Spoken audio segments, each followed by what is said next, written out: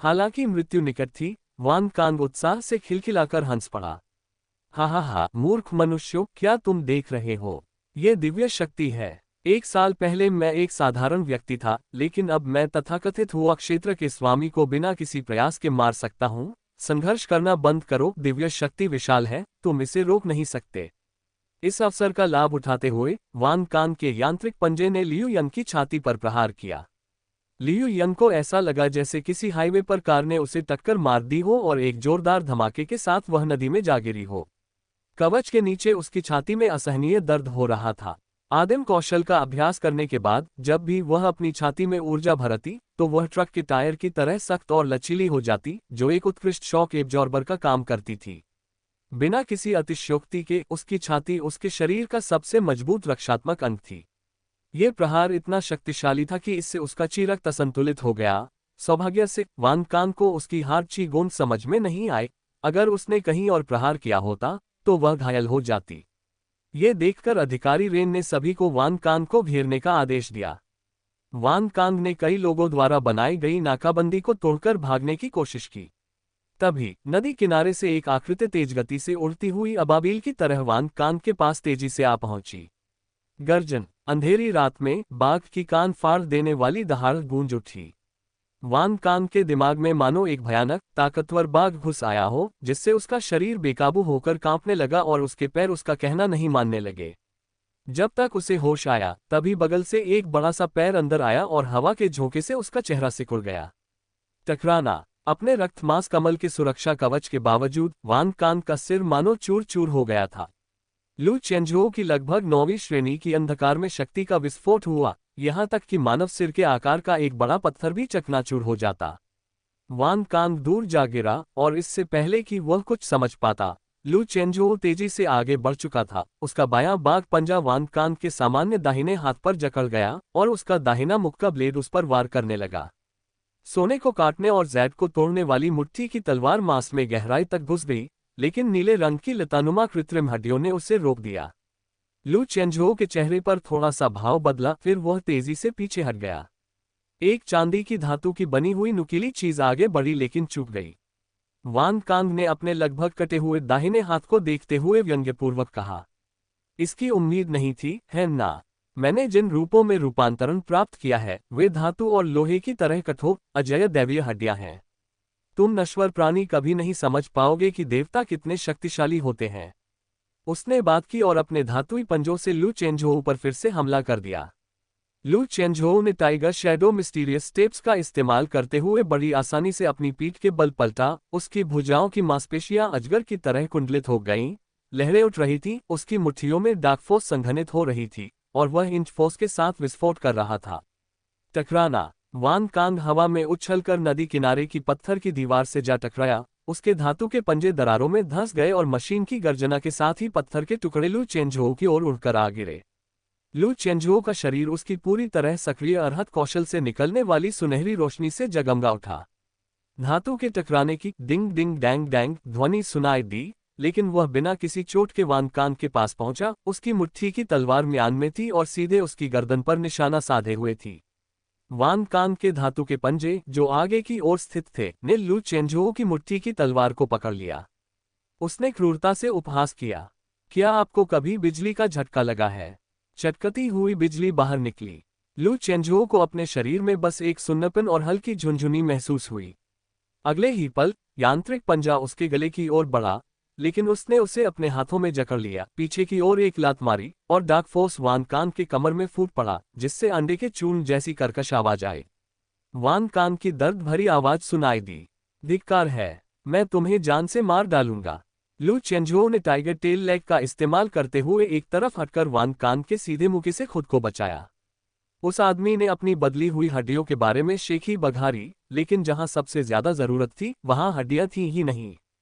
Pub future के विज्ञापन। Pub future विज्ञापन। क्रोधित होकर वान कांग ने अपना दाहिना हाथ घुमाया, जिससे नीले रंग की पंखुड़ियां बेतरतीब ढंग से उड़ने लगीं, जिनका बचाव करना मुश्किल था।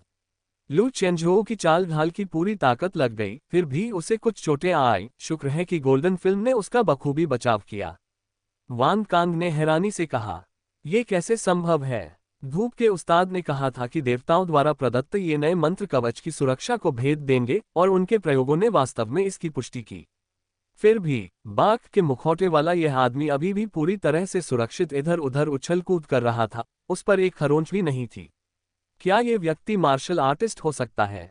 असंभव। अगर वह मार्शल आर्टिस्ट होता तो अब तक जमीन पर गिर चुका होता। लू चेंझोउ ने भी राहत की सांस ली। ऐसा लगता है कि इस आदमी की दुष्टतापूर्ण कला मेरी रक्षा पंक्ति को भेद नहीं सकती। उत्पादन में अचानक हुई भारी वृद्धि किसी बाघ की तरह भयंकर थी, लेकिन करीब से देखने पर नुकसान नगण्य निकला। इसी विचार के साथ उसने आक्रमण करने की पहल की। झुककर आगे बढ़ते हुए वान कांग ने अपनी पुरानी चाल दोहराई, अपने दाहिने हाथ से ईविल स्किल का प्रयोग किया और अपने बाएं यांत्रिक पंजे को प्रहार करने के लिए तैयार रखा। लू चेंझोउ एक प्रेत की तरह कई चालें चलकर वान कांग को उस क्षण मुक्का मारने के लिए मूर्ख बना दिया जब उसका धातुई पंजा फैला हुआ था। फिर लू ने झपट्टा मारा, अपनी मुक्का ब्लेड को मुक्त करते हुए धातुई पंजे और मानव हाथ के जोड़ की ओर वार किया। दरार। ये धातुई पंजा उच्च स्तर का था और मुट्ठी की तलवार इसे काट नहीं सकती थी, लेकिन जोड़ पर मौजूद नसों और मांस को लू चेंझोउ ने आसानी से काट दिया, जिससे खून बेतहाशा बहने लगा। तंत्रिका संपर्क बाधित, आंतरिक ताइगा युद्ध कौशल निष्क्रिय। वान कांग के चेहरे के भाव में अचानक बड़ा बदलाव आया। धिक्कार है, ये किस तरह के घटिया कृत्रिम अंग हैं। इसमें कोई आश्चर्य नहीं कि स्टॉक मिलिट्री इंडस्ट्री ने उन्हें अप्रचलित मान लिया। अंतर्निहित युद्ध तकनीक के समर्थन के बिना वह केवल अपने सीमित कौशल का उपयोग करके लू चेंझोउ पर हमला कर सकता था और दैवीय शक्ति और यांत्रिक पंजे की शक्ति की मदद से बड़ी मुश्किल से ही प्रतिरोध कर पा रहा था। लू चेंझोउ ने पूरी तरह से वर्चस्व कायम किया। वान कांग का यांत्रिक पंजा बिना किसी निश्चित क्रम के लगातार लू चेंझोउ के चेहरे पर हमला करता रहा। लू चेंझोउ झुककर बच निकला, इंच फोर्स का प्रयोग किया और उसकी तेज मुट्ठी की ब्लेड वान कांग के घुटने के जोड़ में घुस गई। उसकी भुजाओं की हड्डियों की तुलना में उसके पैरों की कठोरता स्पष्ट रूप से बहुत कम थी। लू चेंझोउ ने अपनी मुट्ठी की ब्लेड को हिलाया और एक झटके में वान कांग के पैर की नसें कट गईं, जिससे वह जमीन पर घुटनों के बल गिर पड़ा। नहीं नहीं, वान कांग घबरा गया और उसने अपने शरीर की सारी दिव्य शक्ति का इस्तेमाल करते हुए नीले कमल के आकार के कवच की परतें चढ़ा दी। उसका शरीर पतझड़ और सर्दियों के कमल के पत्तों की तरह मुरझा गया, लेकिन उसकी जगह उसके सिर पर नीले मांस का एक विकृत उभार आ गया, जो स्पष्ट रूप से फूल रहा था। कसकर बंद कली खुल गई, जिससे एक भयावह दृश्य सामने आया। जिस चीज ने सबका ध्यान खींचा वह एक हल्के नीले रंग की खोपड़ी थी, जो मस्तिष्क के चारों ओर लिपटी हुई थी, जिसके चेहरे के भाव धुंधले थे, आंखें एक धागे से लटकी हुई थीं और चेहरे पर बचा हुआ मांस तेजी से घुल रहा था। सब कुछ मांसल कमल के लिए पोषण बन रहा था। ब्लू लोट्स एनवॉय, उसे मार डालो। वान कांग की आवाज धागे की तरह कमजोर थी और उसके बाद उसने अंतिम सांस ली। तेज हवा के झोंके से सीटी की आवाज गूंजी और उसकी काली शक्ति चटक गई। चेंझोउ की मुट्ठी जोरदार प्रहार करते हुए खोपड़ी को चकनाचूर कर गई। वान कांग के शव को नियंत्रित करने वाला मांस का कमल फिर से उठ खड़ा हुआ। उसकी पंखुड़ियां खुलती और बंद होती हुई सीधे चेंझोउ की ओर बढ़ीं। चेंझोउ तेजी से पीछे हट गया। एक पुराने विलो पेड़ से टकराते हुए उसने लात मारी। उसका दाहिना पैर एक बड़े चक्रवाती किक की तरह घूम गया, चाबुक की तरह वार करता हुआ और अजगर की तरह लहराता हुआ। उसके शरीर की नसें और हड्डियां गरज उठीं और उसकी सारी काली शक्ति पल भर में प्रज्वलित हो गई। विनाशकारी शक्ति उमड़ पड़ी। बूम! तेजी से आता हुआ राक्षस हवा में उड़ गया। उसी समय चारों ओर से गोलियों की बौछार होने लगी। स्नाइपर की गोलियां वान कांग के शरीर में जा लगीं, जिससे मांस और खून चारों ओर बिखर गया। अधिकारी रेन ने अपने आदमियों का नेतृत्व करते हुए राक्षस को घेर लिया और मदद के लिए पुकार लगाई। निर्देशक लू, मुझे आपसे एक नज़दीकी मार्शल आर्टिस्ट को भेजने की जरूरत है। वान कांग में हुआ ये परिवर्तन हमारी जानकारी से कहीं अधिक गहरा है। वह मृत्यु के बाद एक राक्षस में बदल गया है। इस राक्षस की ताकत लगभग मार्शल आर्टिस्ट के 9वें रैंक के बराबर थी, लेकिन इसकी ईविल स्किल सुरक्षात्मक गियर को नजरअंदाज कर सकती थी, जिससे ये परेशानी का सबब बन जाता था। अधिकारी रेन को चिंता थी कि चेंझोउ और अन्य लोग इसे सहन नहीं कर पाएंगे। लूफान की शांत आवाज सुनाई दी। रेन, यहाँ एक मार्शल आर्टिस्ट मौजूद है, चिंता मत करो, कुछ नहीं होगा। भले ही तुम चेंझोउ पर भरोसा न करो, लेकिन अर्हत कौशल की पूर्णता पर विश्वास रखो। इस मिशन को एक परीक्षा के रूप में चुनते हुए मैं किसी भी दुर्घटना को होने नहीं दूंगा। अधिकारी रेन ने चारों ओर देखा, लेकिन उन्हें कोई नजर नहीं आया। फिर भी उन्हें निर्देशक लू पर भरोसा था। अन्य सभी पंथवादियों और ब्लैक नाइट्स को वश में कर लिया गया था। घटनास्थल पर मौजूद सभी लोग चेंजोऊ को राक्षस से जूझते हुए देख रहे थे। वान गैंग चकित रह गया। चेंजोऊ की ताकत, क्या ये पहले से ही 10वें स्थान पर हो सकती है? वान कान के साथ उलझी हुई लियू यंग अच्छी तरह जानती थी कि वह कितना मुश्किल हो सकता है। इसके अलावा मृत्यु के बाद विकृत हो चुके उस भयानक जीव का जिक्र तो करना ही क्या। और अब भी चेंजोऊ का पलड़ा भारी था। वान गैंग ने ईर्ष्या से कहा, अरहत की निपुणता में उत्कृष्टता एक पूर्ण गुणात्मक परिवर्तन है। नदी के किनारे चेंजोऊ एक शांत योद्धा की तरह कमल के सिर वाले राक्षस के सभी हमलों से फुर्ती से बचते हुए इधर उधर भागता रहा। एक और साहसी हमले से बचते हुए उसने अपनी दाहिनी कोहनी से ऊपर की ओर इंच फोर्स का वार किया, जिससे उसकी डार्क फोर्स वान कान की छाती पर विस्फोटित हुई और उसे 10 फीट दूर फेंक दिया। वह तेजी से आगे बढ़ा, टाइगर क्लॉ का इस्तेमाल करते हुए राक्षस के बाएं हाथ को जकड़ लिया और फिर फिस्ट ब्लेड से वार किया। एक जोरदार आवाज आए और उसने कृत्रिम अंग और उससे जुड़ी भुजा को बलपूर्वक काट दिया। कृत्रिम अंग जमीन पर गिर पड़े और अनियमित रूप से चिंगारियां निकलने लगीं। राक्षस ने सहज ही अपने दाहिने हाथ से चेंजोऊ का कंधा पकड़ लिया। उसका कमल जैसा सिर पूरी तरह खिल गया, मानो वह चेंजोऊ को जिंदा निगलने की कोशिश कर रहा हो। चेंजोऊ ने यिन यांग अम्ब्रेला स्पिन फोर्स का उपयोग करते हुए खुद को छुड़ा लिया, उसकी गति का लाभ उठाते हुए राक्षस को एक तरफ फेंक दिया, फिर झुककर फीनिक्स आई फिस्ट से प्रहार किया, जिससे डार्क फोर्स एक बिंदु पर केंद्रित होकर विस्फोट कर गई। एक जोरदार धमाके के बाद राक्षस दीवार से जा टकराया। चेंजोऊ ने तीर की तरह छलांग लगाए और उसके उड़ते हुए घुटने के वार से राक्षस की छाती फट गई। जैसे ही राक्षस का कमल जैसा सिर उसे काटने की कोशिश करने लगा, चेंजोऊ ने उसकी मुट्ठी को ऊपर की ओर मोड़ दिया और उसके पंजे मांस में धंस गए। छुरा भोंकना। लू चेंजोऊ ने गति का फायदा उठाते हुए वार किया और उस विशालकाय पौधे की एक पंखुड़ी तोड़ दी। दर्द से कराहता हुआ राक्षस चिल्लाया, उसकी शक्ति काफी कम हो गई थी। तो बात कुछ ऐसी है। लू चेंजोऊ ने शांत भाव से राक्षस के जानलेवा हमले को चकमा दिया। फिर एक झटकेदार कदम से पीछे हटते हुए निगलने के रूप में अपनी शक्ति का सटीक प्रयोग करते हुए पलटवार किया और अपने भयंकर सीधे मुंह से राक्षस की एक और पंखुड़ी में फिर से वार किया। वह उछल पड़ा, अपने पंजे से राक्षस के सिर को जकड़ लिया और यिन यांग छाता स्पिन एक पवनचक्की की तरह नीचे की ओर घूमा, जिससे एक जोरदार गड़गड़ाहट हुई और राक्षस जमीन पर गिर पड़ा। धूल का बादल उड़ गया और लू चेंजोऊ ने उसकी एक और पंखुड़ी तोड़ दी। जाता रहना। लू चेंजोऊ लगातार सहजता से लड़ता रहा, उसे जरा भी थकान महसूस नहीं हुई। राक्षस की कठोर त्वचा और मांस के अलावा वह केवल अपने पंखुड़ियों और कमल के बीच के हमलों को छोड़ना जानता था, जो वान कान के समान दूसरों के लिए घातक खतरा थे, लेकिन उसके स्वर्णिम शरीर की रक्षा को भेदने में असमर्थ थे। शारीरिक शक्ति के मामले में ये विंड वेव फॉरेस्ट के ब्लड फेदर डेमन से कहीं अधिक हीन था। 15 मिनट बाद राक्षस के सिर पर केवल एक अकेली पंखुड़ी बची थी। लू चेंजोऊ के पैर से वह जमीन पर दबी हुई थी और उसकी आखिरी पंखुड़ी को मुट्ठी की तलवार से फाड़ दिया गया था। टकरा जाना। राक्षस का शरीर नीली लपटों में घिर गया और लू चेंजोऊ ने उनसे बचने के लिए तुरंत बैकफ्लिप की, मानो वह सम्मोहन की अवस्था में था और ऐसा लग रहा था जैसे लपटों के बीच एक विशाल नीले कमल के फूल का प्रेत प्रकट हो गया हो। नीले कमल के स्वामी, संसार को शुद्ध करो। कुछ ही क्षणों में वहां केवल राख का ढेर और एक टूटी हुई मूर्ति ही बची थी। लू चेंजोऊ ने उस पर एक नजर डाली और तुरंत ही उसे एक बुरी ऊर्जा का संचार होता हुआ महसूस हुआ, इसलिए उसने तुरंत अपना ध्यान दूसरी ओर मोड़ लिया। पंथों से जुड़ी बातें बहुत ही भयावह थीं। अपनी साधना के कारण उसे काफी दूर रहना आवश्यक था। पब फ्यूचर विज्ञापन। उसने अपने शरीर को झटककर धूल साफ की। अपने फटे हुए कपड़ों को देखकर उसने मन ही मन सोचा, लड़ाई से कपड़ों पर बहुत बुरा असर पड़ता है। मुख्यतः इसका कारण ये था कि कवच को बाहर से पहनना अच्छा नहीं लगता था, अन्यथा वह कपड़े पहनना ही नहीं चाहता था। एक लंबी सांस छोड़ते हुए उसने ऑफिसर रेन की ओर देखा। अधिकारी जी, ये सब खत्म हो गया है। अधिकारी रेन अचानक वास्तविकता में लौट आए और जल्दी से सिर हिलाया। ये खत्म हो गया। परित्यक्त कारखाने में छत पर पहुंचकर ली गुई ने अपना स्वर्गीय ढेर साधना समाप्त किया। उसकी सांसें स्थिर थीं और उसके माथे पर पसीने की बूंदें धुंध की तरह उठ रही थीं। यह इतनी जल्दी समाप्त हो गया कि चेंजोऊ को वास्तव में कोई समस्या नहीं हुई। लड़ाई का ये स्तर उसकी सीमा से बहुत दूर है। उस रात ली गुई उस जगह की निगरानी कर रहा था, इस बात से खुश था कि उसकी दिव्य साधना में कोई बाधा नहीं आई। उसके लिए ये समय व्यर्थ नहीं गया। लू चेंझोउ की हालिया साधना की सफलता का आकलन करने का यह एक अच्छा मौका था। अब तक तो ये बहुत सफल प्रतीत हो रही थी।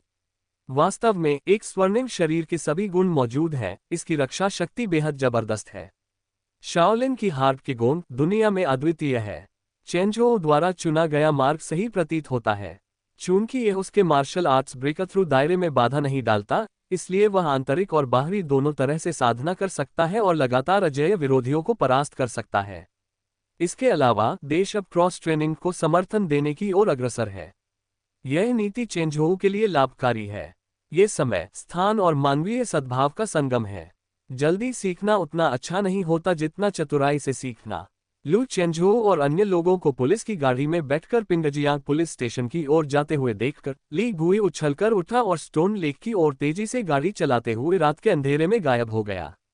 Pingjiang police station. पुलिस काफिला धीरे धीरे रुका और बुरी तरह से घायल कैदियों के एक समूह को उन अधिकारियों द्वारा हिरासत केंद्र ले जाया गया जो लंबे समय से आगे की पूछताछ की प्रतीक्षा कर रहे थे।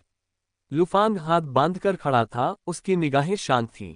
अधिकारी रेन ने सलाम किया और कहा, निर्देशक महोदय, सौभाग्य से हम सफल रहे और सभी ने अविश्वसनीय रूप से प्रभावी ढंग से काम किया। विशेषकर लू चेंझोउ, जिसने उनके लिए एक आंखें खोल दी। उस विक्षिप्त और भयावह प्राणी का सामना करते हुए लू चेंझोउ एक बाघ देवता की तरह अवतरित हुए और सब कुछ कुचलते चले गए। वास्तव में आज रात लियू यंग, लुओ गैंग और वान गैंग सभी ने अच्छा प्रदर्शन किया, लेकिन लू चेंझोउ के सामने वे फीके पड़ गए, मानो केवल हरी भरी वनस्पति हो। वह वास्तव में वही व्यक्ति था जिस पर निर्देशक लू की नजर थी। बैठक का कमरा। लुफांग ने प्रवर्तन का वीडियो देखा और हल्के से सिर हिलाया। लू चेंझोउ और अन्य लोग चुपचाप निर्देशक के बोलने का इंतजार कर रहे थे। वान गैंग, मानो लू चेंझोउ को पहली बार देख रहा हो, उसे घूरता ही रहा, शायद इसलिए कि लू के आज रात के प्रदर्शन ने इस भले भाई को पूरी तरह से स्तब्ध कर दिया था। स्वर्ण शरीर की शक्ति विस्मयकारी थी। इस समय लू चेंझोउ अब केवल वान गैंग की दोस्त नहीं रह गई थी। वह किसी मूर्ति या अछूत शख्सियत की तरह प्रतीत होते थे। कितनी दुखद बात है कि हमारे सामने मोटी मोटी दीवारें खड़ी हैं। वान गैंग अंदर से असहाय महसूस कर रहा था। क्षमा करें, इससे पहले लू चेंझोउ से जोर से बोलने वाला वही था। लियू यंग को भी हाल ही में हुई लड़ाई की लगातार याद आ रही थी। उसकी आदिम कौशल भी बहुत मजबूत थी, लेकिन पूर्णता तक पहुंचने में अभी लंबा समय लगेगा। वह कभी खुद को क्रॉस ट्रेनिंग मार्शल आर्ट्स में विलक्षण प्रतिभा मानती थी, लेकिन लू चेंझोउ के सामने तो जैसे खाई ही थी। सबसे निराशाजनक तथ्य ये था कि इस व्यक्ति में न केवल क्रॉस ट्रेनिंग की असाधारण प्रतिभा थी, बल्कि आंतरिक बॉक्सिंग की भी। आंतरिक और बाहरी दोनों ही दृष्टि से वह एक विलक्षण प्रतिभा का धनी था, जिसने दूसरों के लिए कोई गुंजाइश नहीं छोड़ी थी। वीडियो देखने के बाद लुफांग ने कहा, आप चारों वज्र समूह के भर्ती मानकों को पूरी तरह से पूरा करते हैं। यदि आप शामिल होने के इच्छुक हैं, तो आप किसी भी समय संबंधित प्रक्रियाओं को पूरा करने के लिए स्टेशन आ सकते हैं। काफी देर हो चुकी है, सभी लोग वापस जा सकते हैं। न्यायिक सहायता राशि कल आपके खातों में स्थानांतरित कर दी जाएगी। लू चेंझोउ के प्रदर्शन पर कोई संदेह नहीं था। अन्य लोगों में भी सराहनीय पहलू थे। वान गैंग ने कहा, डायरेक्टर लू, मैं निश्चित रूप से जुड़ना चाहता हूं, लेकिन विश्वविद्यालय प्रवेश परीक्षा के बाद ही। तब तक उनकी वज्र हथेली भी महान सफलता प्राप्त कर चुकी होगी। उसने मैजिक सिटी में गैलेक्सी मार्शल यूनिवर्सिटी की शाखा में आवेदन करने की योजना बनाई थी। मैजिक सिटी और सू सिटी बहुत पास थे, जिससे उसके लिए घर जाना भी सुविधाजनक हो जाता। लुफांग मुस्कुराए और बोली, कोई बात नहीं, आपको इस बारे में अपने पिता से भी बात करनी चाहिए। पीक हैंड वांग बा से लौटते समय वह उसे जानता था। ठीक है। लुओ गैंग और लियू यंग ने तुरंत कागजी कार्रवाई शुरू कर दी। वज्र समूह में शामिल होने का मतलब था लुफांग जैसे तीसरे बंधन तोड़ने वाले द्वारा मान्यता प्राप्त करना। यह एक ऐसा अवसर था जिसे अवश्य भुनाना चाहिए था। उनकी तीव्र प्रगति इस क्षण पर निर्भर करती थी। उनमें लू चेंझोउ जैसी प्रतिभा नहीं थी। वान गैंग ने लू चेंझोउ के कंधे पर थपथपाते हुए कहा, भाई लू, मैं पहले वापस जा रहा हूं। लू चेंझोउ ने हल्की सी मुस्कान दी। जरूर, अपना ख्याल रखना। जब सब लोग जाने लगे तो जाने से पहले लुफांग ने लू चेंझोउ से कहा, चाहे आप वज्र समूह में शामिल हो या न हो, अगर आपको हार ची गोन के बारे में कोई संदेह है तो आप मुझसे पूछ सकते हैं। हालांकि आपके पास श्री चेन है, फिर भी शायद आपको मेरी जरूरत नहीं पड़ेगी। हार ची गोंग में चेन जियू का स्तर शायद उनके स्तर का न हो, लेकिन शिक्षण के मामले में वह चेन जियू जितना अच्छा नहीं था, क्योंकि दोनों की अपनी अपनी विशेषज्ञता थी। लू चेंझोउ ने झुककर कहा, धन्यवाद सीनियर लू। ऐसा प्रतीत हुआ कि उनके प्रदर्शन ने वास्तव में लुफांग की प्रशंसा अर्जित कर ली थी। सू शहर के पुलिस समुदाय में इतनी महत्वपूर्ण हस्ती के साथ संबंध स्थापित कर पाना निस्संदेह फायदेमंद था। शीहू विला। लू चेंझोउ तेजी से घर की ओर चल रही थी और रास्ते में उसकी मुलाकात ली गुई से हो गई। हेलो शिक्षक, तुम इतनी देर रात बाहर क्या कर रहे थे? मैं न्यायिक सहायता मिशन पर था। भविष्य में सावधान रहना। शिक्षक जी, ये लीजिए आपका ब्लैक टाइगर मास्क वापस। मेरे पास बहुत सारे हैं, आप इसे रखिए। भविष्य में जब भी आप किसी वास्तविक युद्ध अभियान पर हों, तो आप इसे पहन सकते हैं। हालांकि आंतरिक और बाहरी तकनीकों को मिलाकर काम करने का आपका तरीका आसानी से पहचाना जा सकता है, फिर भी नकाब पहनना कुछ न पहनने से बेहतर है अगर अपराधी तत्व आपके खिलाफ जवाबी कार्रवाई करने की कोशिश करें। मैं आपकी सलाह मान लूंगा। लू चेंझोउ ने ली गुई को अकेले घर जाते हुए देखा। श्री ली जैसे इतने मिलनसार व्यक्ति को लौह चेहरे वाला बाघ क्यों कहा जाता होगा? अगली सुबह लू चेंझोउ ने आयरन क्रॉच स्किल का अभ्यास किया। ये साधना तकनीक बस इतनी ही थी, कोमल एकत्रण और धीमी गति से घुमाना। अब उसे इसका अभ्यास आ गया था और उसने अपनी महारत 83% के स्तर तक पहुंचा दिया था। लू चेंझोउ ने गहरी सांस छोड़ी। ताजगी भरा डिंग, एक टेक्स्ट मैसेज ने लू चेंझोउ के विचारों को वापस ला दिया। आपके खाते जिसका नंबर 9527 पर समाप्त होता है, मैसूर सिटी पुलिस के वित्त कार्यालय से 800,000 का हस्तांतरण प्राप्त हुआ है। नोट, न्यायिक सहायता निधि, वर्तमान शेष राशि 8.8 मिलियन। पैसा खाते में आ गया है, पूरे 800,000 रुपये दिए जा चुके हैं। ऐसा प्रतीत हुआ कि उनके प्रदर्शन से लुफान काफी संतुष्ट थे। मेरे पास अब माउंटेन लॉर्ड है और वॉर्ड ब्लेड कुछ समय के लिए इंतजार कर सकता है। उसने आगे बढ़ने और 30 मिलियन बचाने की योजना बनाई, जिसमें डाओइस्ट विज्ञान और प्रौद्योगिकी में एस रैंकिंग प्रतिभा का दर्जा प्राप्त करने पर 27 मिलियन से उसे एक उच्च स्तरीय सुरक्षात्मक सूट मिल जाएगा और फिर वह वॉर्ड ब्लेड के लिए बचत करेगा। पब फ्यूचर विज्ञापन। अब बस हिडन ड्रैगन मार्शल आर्ट्स प्रतियोगिता का इंतजार है। इस वर्ष सूर सिटी शाखा ने पहली बार हिडन ड्रैगन मार्शल आर्ट्स प्रतियोगिता का आयोजन किया था। पिछले एक वर्ष में शाखा के नियमित और प्रतिभाशाली दोनों वर्गों ने अच्छा प्रदर्शन किया है और मार्शल आर्ट विभाग से उन्हें पर्याप्त वित्तीय सहायता मिली है, इसलिए प्रतियोगिता काफी भव्य होगी। शाखा के शीर्ष 10 पुरस्कार 100 ग्रेट मेरिट से शुरू होकर रैंक के आधार पर बढ़ते जाएंगे और विजेता को 300 ग्रेट मेरिट के साथ साथ 10 लाख से अधिक मूल्य का मार्शल आर्ट सप्लीमेंट उपहार पैक मिलेगा।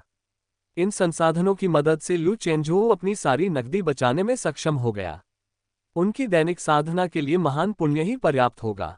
क्विंटियन कांग का निवास। क्या आप वज्र समूह में शामिल होने के लिए मुझसे संपर्क कर रहे हैं? क्विंटियन कैंग ने लू चेंझोउ की ओर मुस्कुराते हुए पूछा। ऐसा प्रतीत हुआ कि पुलिस ने पहले ही स्कूल से संपर्क कर लिया था।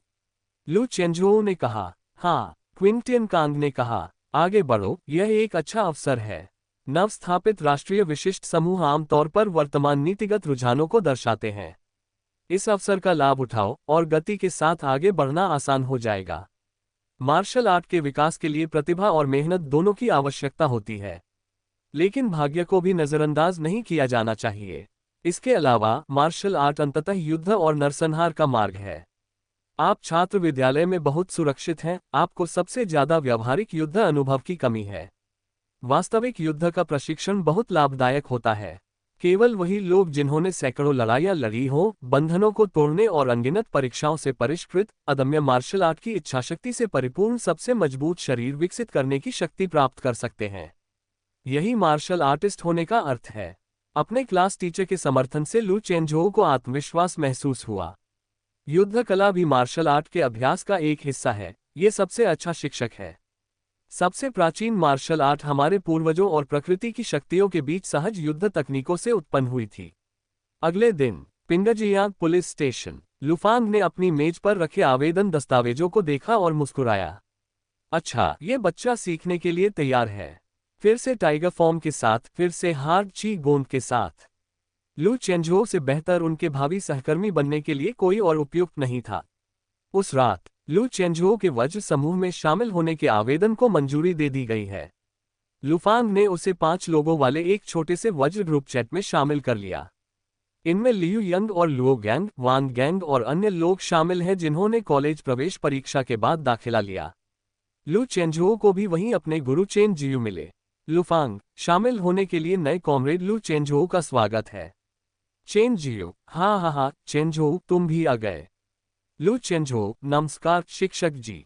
लियू यंग, समूह कुछ समय से शांत है, आशा है कि भविष्य में यह अधिक सक्रिय हो जाएगा। लुफांग, वज्र समूह अभी प्रारंभिक चरण में है, यहाँ मात्रा से अधिक गुणवत्ता को महत्व दिया जाता है। मैंने आप सभी को आपकी उत्कृष्ट क्रॉस ट्रेनिंग प्रतिभा के लिए सावधानीपूर्वक चुना है, धीरे धीरे और भी लोग शामिल होंगे। लुओ गैंग, भविष्य में मुझे वरिष्ठों से और अधिक सलाह लेनी होगी। आसपास देखने पर पता चला कि समूह में कई जाने पहचाने चेहरे थे। सभी से शिष्टाचारपूर्वक बातचीत करने के बाद लू चेंजुओ ने अपना साधना कार्य जारी रखा। कुछ ही देर में उनके फोन पर एक नोटिफिकेशन आया। Turn $100 into crypto wealth in 48 hours, act now. Unlock crypto riches, join BTZO before fortune closes. Invite, share, earn, get 25% commission in 2 easy steps. 500,000 और जमा किए गए। वज्र समूह में शामिल होने मात्र से, मिशन पर जाए बिना भी 500,000 का वार्षिक मूल वेतन मिलता था। ये प्रतिभाओं के क्रॉस ट्रेनिंग के लिए राष्ट्र की ओर से एक तरह का समर्थन था। इसके अलावा वज्र समूह के मिशनों को पूरा करने पर वज्र पॉइंट्स पुरस्कार भी प्राप्त होंगे। वज्र पॉइंट्स को क्रॉस ट्रेनिंग संसाधनों और साधना तकनीकों के बदले में प्राप्त किया जा सकता है। लुफेंग ने लू चेंझुओ को एक वेबसाइट दी। वज्र, एक बार क्लिक करने पर इसने क्रॉस ट्रेनिंग से संबंधित सभी प्रकार के संसाधन प्रदर्शित किए। स्कूल में उपलब्ध बाह्य उपयोग की 3 प्रकार की औषधियों ब्लैक जेड, गोल्डन जेड और पर्पल जेड के अलावा कुछ ऐसी वस्तुएं भी थीं जिनके बारे में लू चेंझुओ ने कभी नहीं सुना था। Mingyu ointment, strong martial pharmaceutical और ड्रैगन एंड टाइगर अकादमी के अद्भुत स्वर्गीय गुरु झांग हुआयू द्वारा संयुक्त रूप से विकसित एक नई बाहरी उपयोग की औषधि है। ये औषधि आयोग द्वारा गुणवत्ता निरीक्षण में उत्तीर्ण हो चुकी है। इसमें 0 लोक की दुर्लभ औषधीय जड़ी बूटियां शामिल हैं, जो बाहरी चोटों को शीघ्रता से ठीक करती हैं और हड्डियों और मांसपेशियों को पोषण देती हैं। ये तृतीय रैंक से लेकर मार्शल आर्टिस्ट समूह तक के लिए उपयुक्त है। नोट: यह उत्पाद बाजार में बिक्री के लिए नहीं है और वज्र समूह परियोजना का एक आंतरिक संसाधन है, इसका खुलासा न करें। अद्भुत दिव्य गुरु, ये व्यक्ति स्वर्गीय चिकित्सक के साथ चिकित्सा क्षेत्र में अद्वितीय दोहरी हस्तियों के रूप में जाना जाता था। पहली बात तो यह है कि उनकी साधना अत्यंत गहरी थी, क्योंकि दोनों सैकड़ों वर्षों तक जीवित रहे थे। दूसरे, उन्होंने प्राचीन और आधुनिक चिकित्सा ज्ञान में महारत हासिल की थी। उनका ज्ञान अन्य मार्शल आर्टिस्टों से कहीं अधिक व्यापक था। परिणामस्वरूप सभी मार्शल आर्ट विश्वविद्यालयों में चिकित्सा, औषधि निर्माण और मानव शरीर रचना विज्ञान की मूलभूत पाठ्यपुस्तकें इन्हीं 2 महान चिकित्साविदों द्वारा संकलित की गई थीं, जिससे उनका प्रभाव और प्रतिष्ठा शीर्ष मार्शल विश्वविद्यालयों के अध्यक्षों से कम महत्वपूर्ण नहीं थी। मिंग्यू ऑइंटमेंट को महान औषधियों की श्रेणी में रखा गया था। चूंकि यह बिक्री के लिए नहीं था, इसलिए इसकी कोई कीमत सूचीबद्ध नहीं थी। इसके लिए 20 वज्र बिंदुओं की आवश्यकता होती थी। अगर हम इसे सही परिप्रेक्ष्य में देखें, तो कल उन्होंने जो मिशन पूरा किया, उसके लिए उन्हें केवल 10 वज्र अंक ही मिले। एक बॉक्स के बदले 2 मिशनों की आवश्यकता थी। हार्ड ची गोंग के मेरे वर्तमान स्तर को देखते हुए मुझे इतनी महंगी दवा की आवश्यकता नहीं है। भविष्य में जब मैं गोल्डन बॉडी स्किल के विभिन्न स्तरों में प्रगति करूंगा, तब शायद एक बॉक्स आजमाना सार्थक हो सकता है। मिंग्यू ऑइंटमेंट सबसे महंगा भी नहीं था। लू चेंझुओ ने एक ब्राइट किंग ऑइंटमेंट भी देखा, जिसके लिए 100 वज्र बिंदुओं की आवश्यकता होती है और यह कथित तौर पर द्वितीय बीड़ियों को तोड़ने की चाह रखने वाले किसी व्यक्ति के लिए उपयुक्त है, जिससे घाव जल्दी ठीक हो जाते हैं। वज्र समूह में शामिल होने के बाद लू चेंझुओ को अंततः उच्च मार्शल आर्ट शकल की झलक मिली। ऐसा प्रतीत हुआ कि कई वस्तुएं कभी बाजार में नहीं बेची जाती थीं, बल्कि राष्ट्र द्वारा प्रबंधित की जाती थीं और आवश्यकतानुसार विशेष प्रतिभाओं को आवंटित की जाती थीं। वह इसे समझ सकता था। चिकित्सा के अलावा खेती की तकनीकें भी थीं। आयरन आर्मर स्किल का गुप्त मैनुअल और शुरुआती ट्यूटोरियल, 1 वज्र पॉइंट। अर्हत कौशल, आदिम कौशल, जैड कवच कौशल, 10 वज्र अंक। 18 अर्हत स्वर्णिम देह कौशल, 50 वज्र अंक। Golden bell jade drum Ming king body lower truth, 200 वज्र बिंदु। मिंग किंग बॉडी को देखते ही लू चेंझुओ की आंखें तेज हो गईं। क्या ये सचमुच कौशल स्तर क्रॉस ट्रेनिंग है? क्रॉस ट्रेनिंग का चलन कम हो रहा था, इसलिए true skill level cross training के वाहक बहुत कम थे। साधारण क्रॉस ट्रेनिंग मार्शल आर्ट सीखना भी काफी चुनौतीपूर्ण होता है, तो फिर सच्ची कुशलता सीखना कितना कठिन होगा। अधिकांश मार्शल आर्टिस्टों के लिए ट्रू स्किल क्रॉस ट्रेनिंग का अभ्यास करने के बजाय सहज शक्ति को बढ़ाने और मांसपेशियों और ची ब्लड को बढ़ाने के लिए मेहनत करने का तरीका खोजना अधिक समझदारी भरा था। साधारण मार्शल आर्टिस्टों को लगातार हेवनली पाइल और ट्रू स्किल से परेशानी होती रहती थी। उनके लिए ट्रू स्किल क्रॉस ट्रेनिंग करना व्यावहारिक नहीं था। ये सोचते हुए लू चेंझोउ ने साधना तकनीकों को स्क्रॉल करना जारी रखा। भूत बाघ का प्रभुत्वशाली शरीर, ऊपरी सत्य 1000 वज्र बिंदु। ऐसा लगता है कि यह हार्ड ची गुंग है जिसमें लुफांग ने महारत हासिल की है। संभवतः यह उसकी अपनी विशिष्ट मार्शल आर्ट है। वास्तविक कौशल को 3 वर्गों में विभाजित किया गया था, उच्च, मध्यम और निम्न। क्या दिव्य स्तर का क्रॉस ट्रेनिंग होता है? लू चेंझोउ के मन में एक विचार आया। सच्ची कुशलता से भी ऊपर दैवीय कुशलता थी। दिव्य कौशल की गुणवत्ता का वर्गीकरण वास्तविक कौशल के वर्गीकरण के अनुरूप था। दिव्य कौशलों से भी ऊपर वे पौराणिक सर्वोच्च दिव्य कौशल थे जो पूरे देश में प्रसिद्ध थे। केवल वे मार्शल आर्टिस्ट जिन्होंने मार्शल आर्ट के 7वें बंधन को पार कर लिया था, वे ही ऐसी अद्वितीय तकनीकें बना सकते थे जिनमें से प्रत्येक अत्यंत शक्तिशाली होती थी। ये सर्वोच्च दिव्य कौशल अक्सर शीर्ष मार्शल विश्वविद्यालयों के विशिष्ट खजाने होते थे, उनकी प्रतिष्ठा का शिखर। उदाहरण के लिए ड्रैगन सिटी का लिंक कोन 4 सिंबल्स फिस्ट था, जो हमारे वर्तमान युग के परम शक्तिशाली 4 सिंबल्स मास्टर द्वारा विकसित एक तकनीक थी। उन्होंने दिवंगत महान पूर्वज लिंककोन शांग्रेन के एलिफेंट फॉर्म फिस्ट सिद्धांत और उपलब्धियों को आगे बढ़ाया और नवीनीकृत किया, जिसके परिणामस्वरूप एलिफेंट फॉर्म वंश में सबसे शक्तिशाली फिस्ट तकनीक का निर्माण हुआ। ड्रैगन सिटी की सर्वोच्च दिव्य क्षमता का नाम काफी साधारण था। अन्य शीर्ष मार्शल यूनिवर्सिटी के नाम एक दूसरे से कहीं अधिक बढ़ा चढ़ाकर बताए गए थे। इंपीरियल कैपिटल मार्शल यूनिवर्सिटी ने शानदार परम 7 दिवसीय आकाश परिवर्तनकारी कृपाण का दावा करते हुए वर्चस्व में नंबर 1 होने का दावा किया। हुआ माउंटेन मार्शल यूनिवर्सिटी के पास स्वर्गीय 9 तलवारों की श्रृंखला थी और वह नरसंहार में नंबर 1 होने का दावा करती थी। गैलेक्सी मार्शल यूनिवर्सिटी का star primordial magnetic tribulation scripture खुद को नियंत्रण में नंबर 1 होने का दावा करता है। इसलिए ये कहा जा सकता है कि ड्रैगन सिटी वास्तव में सादगीपूर्ण और सरल थी। लेकिन वापस मुख्य मुद्दे पर आते हैं। लू चेंझोउ ने इनर बॉक्सिंग के अंतर्गत कुछ दिव्य कौशलों के बारे में सुना था। हालांकि उन्होंने हार्ड ची गोंग में किसी भी दिव्य मार्शल आर्ट के बारे में कभी नहीं सुना था। ऐतिहासिक रूप से कठिन ची गोंग साधना करने वालों को हमेशा एक वैकल्पिक मार्ग माना जाता रहा है। कुशल अभ्यासकर्ताओं की संख्या कम होने के कारण स्वाभाविक रूप से मार्शल आर्ट की तकनीकें भी कम थीं। जैसे ही उसने पृष्ठ के सबसे निचले भाग तक स्क्रॉल किया, उसकी निगाहें सिकुड़ गईं। Dragon elephant heaven supporting divine skill पर गॉड गुप्त नियमावली और निर्देश 10,000 वज्र पॉइंट्स। नोट: वर्तमान में केवल कुछ ही व्यक्तियों के पास ये तकनीक है। इसे सीखने के लिए पहले मार्शल आर्ट के महान गुरु तुओ तियान प्रमुख भिक्षु डिंग युआन के शिष्य बनना आवश्यक है। ये तकनीक आंतरिक मुक्केबाजी का हिस्सा है, लेकिन ये क्रॉस ट्रेनिंग से भी प्रेरित है, इसलिए यह आंतरिक और बाहरी साधना अभ्यासों का मिश्रण है। प्रारंभिक चरण सुगम है, लेकिन अंतिम चरण में कठिनाई काफी बढ़ जाती है। जो लोग इस तकनीक को सीखना चाहते हैं, उन्हें सावधानी से आगे बढ़ना चाहिए। उन्होंने खेती की तकनीकों की पूरी सूची की समीक्षा की। अंत में उन्होंने पुष्टि की कि यह एकमात्र दिव्य कौशल था जिसे अनिच्छा से ही सही सह प्रशिक्षण के भाग के रूप में माना जा सकता था। इसका अर्थ यह नहीं था कि अन्य लोगों ने इस कौशल में महारत हासिल न की हो, लेकिन फिलहाल वज्र समूह के पास केवल यही एक दिव्य कौशल था।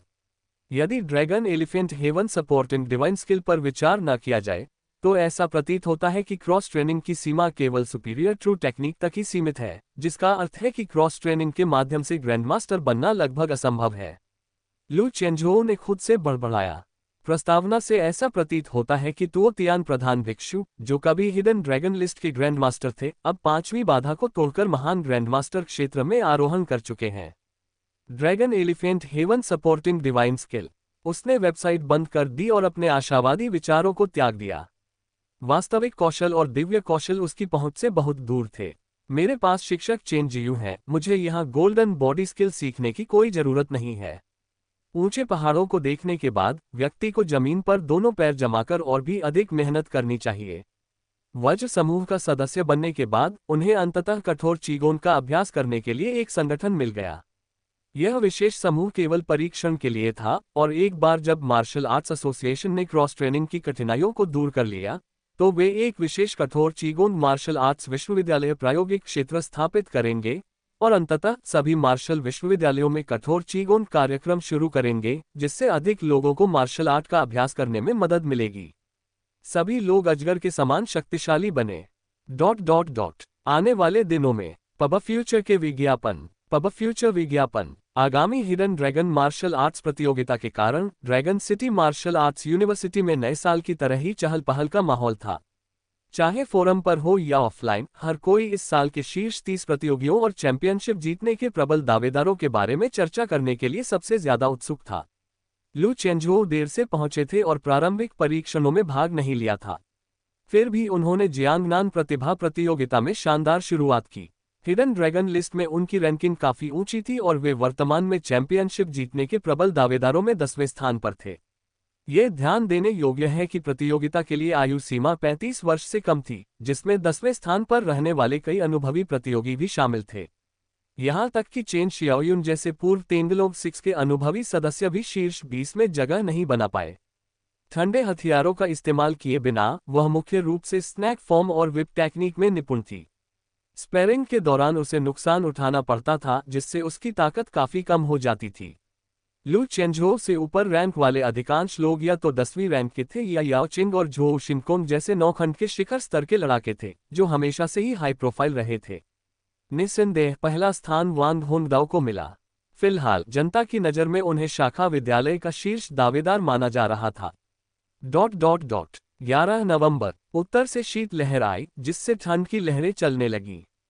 चमचमाती स्टोन झील पर पानी के ऊपर 4 तैरते हुए चबूतरे बनाए गए थे, जिनमें से प्रत्येक के किनारों पर कोई रेलिंग नहीं थी और इनकी लंबाई और चौड़ाई 12 मीटर थी। शिक्षक और छात्र आसपास की नावों पर खड़े थे और साधारण प्रशिक्षण वस्त्र पहने प्रधानाचार्य वांग एक प्रभावशाली व्यक्तित्व के साथ आगे बढ़े। पोडियम के सामने खड़े होकर उन्होंने भावहीनता से बात की। Su city dragon martial hidden dragon martial arts प्रतियोगिता का पहला सत्र शुरू होता है। संक्षिप्त भाषण के बाद प्रिंसिपल वांग तुरंत चले गए, क्योंकि एक उच्च कोटि के कुशल अभ्यासी होने के नाते उनका समय अत्यंत मूल्यवान था। वे केवल फाइनल देखने के लिए ही उपस्थित हुए थे। अचानक आकाश से एक स्पष्ट और तीखी अजगर की दहाड़ गूंज उठी। एक आकृति आकाश से नीचे उतरी और झील की सतह पर ऐसे उतरी मानो ठोस जमीन पर चल रही हो। उसकी कनपटी पर भूरे रंग के धब्बे थे, उसके हाथ उसकी पीठ के पीछे बंधे हुए थे, और उसकी अदृश्य आभा स्टोन लेक के पानी को हिला रही थी। हालांकि ऐसे दृश्य आम थे, फिर भी लोग उत्साहित होने से खुद को रोक नहीं पाते थे। ऐसा लगता है कि ग्रैंड मास्टर वो इस मैच की अध्यक्षता कर रहे हैं। अच्छा प्रदर्शन करो और कौन जाने, शायद ग्रैंडमास्टर तुम्हें सच्चे उत्तराधिकार के शिष्य के रूप में स्वीकार कर ले। ग्रैंडमास्टर वू ने चारों ओर देखा और बोले, मैचों की कठिनाई बढ़ाने के लिए ये प्रतियोगिता तैरते हुए प्लेटफार्मों पर होगी। जब कोई मैच लंबा खींचता है तो प्लेटफॉर्म के भीतर के तंत्र सक्रिय हो जाएंगे। उस समय प्लेटफॉर्म अस्थिर हो सकता है और अन्य अप्रत्याशित परिस्थितियां उत्पन्न हो सकती हैं जो लड़ाई को प्रभावित कर सकती हैं। छात्रों के दिल और भी ज्यादा तनाव से भर गए। क्या इसका उद्देश्य कुछ जंगली इलाकों की नकल करना है? हमें न केवल प्रतिद्वंद्वी से बल्कि अप्रत्याशित परिस्थितियों से भी सावधान रहना होगा। अखाड़े के किनारे नाव पर लू चेंझोउ हाथ बांधकर खड़ा था। नदी के किनारे लियू हुआन, हुआओ त्यान्यू और अन्य छात्रों ने अपने व्यस्त कार्यक्रम के बीच समय निकालकर मैच देखे। संबद्ध हाई स्कूल होने के नाते उन्हें मैच देखने का अधिकार था, जबकि अन्य स्कूलों को इसकी अनुमति नहीं थी। इस स्कूली प्रतियोगिता का वीडियो फुटेज बाहरी दुनिया के लिए जारी नहीं किया जाएगा। लियू हुआन भालू की तरह दहाड़ा। चेंझोउ हाँ हाँ हाँ कर दिखाओ। टाइगर टीथ गर्ल ने अभिवादन के रूप में अपने छोटे हाथ हिलाए। शुभकामनाएं, चैंपियनशिप जीतो। परिचित चेहरों को देखकर लू चेंझोउ मुस्कुराया और हाथ हिलाकर अभिवादन किया। शीतकालीन परीक्षाएं केवल 2 महीने दूर थीं और फिर भी ये दोस्त उसका हौसला बढ़ाने के लिए समय निकाल रहे थे। इन सहपाठियों का होना बहुत अच्छा है। जी शुवानटोग भी वहां मौजूद थीं। इतनी महत्वपूर्ण प्रतियोगिता के लिए उनका अनुपस्थित होना स्वाभाविक ही था। लू चेंझोउ की नज़र देखकर जी जुआनटोग ने थोड़ा सिर हिलाया। इसका लाभ उठाएं। आज का मुकाबला लू चेंझोउ के लिए स्कूल में प्रसिद्धि हासिल करने वाला मुकाबला था। जब ग्रैंडमास्टर का भाषण समाप्त हो गया तो मेजबान ने प्रतियोगिता के नियमों का परिचय देना शुरू किया। फिलहाल ड्रैगन सिटी शाखा स्कूल में 500 से अधिक लोग थे, जिनमें से अधिकांश ने प्रतियोगिता के लिए पंजीकरण कराया था। पहले दिन 35 वर्ष से कम आयु के मार्शल आर्टिस्टों के लिए एलिमिनेशन राउंड थे और दूसरे दिन मार्शल आर्टिस्ट ग्रुप का फाइनल था।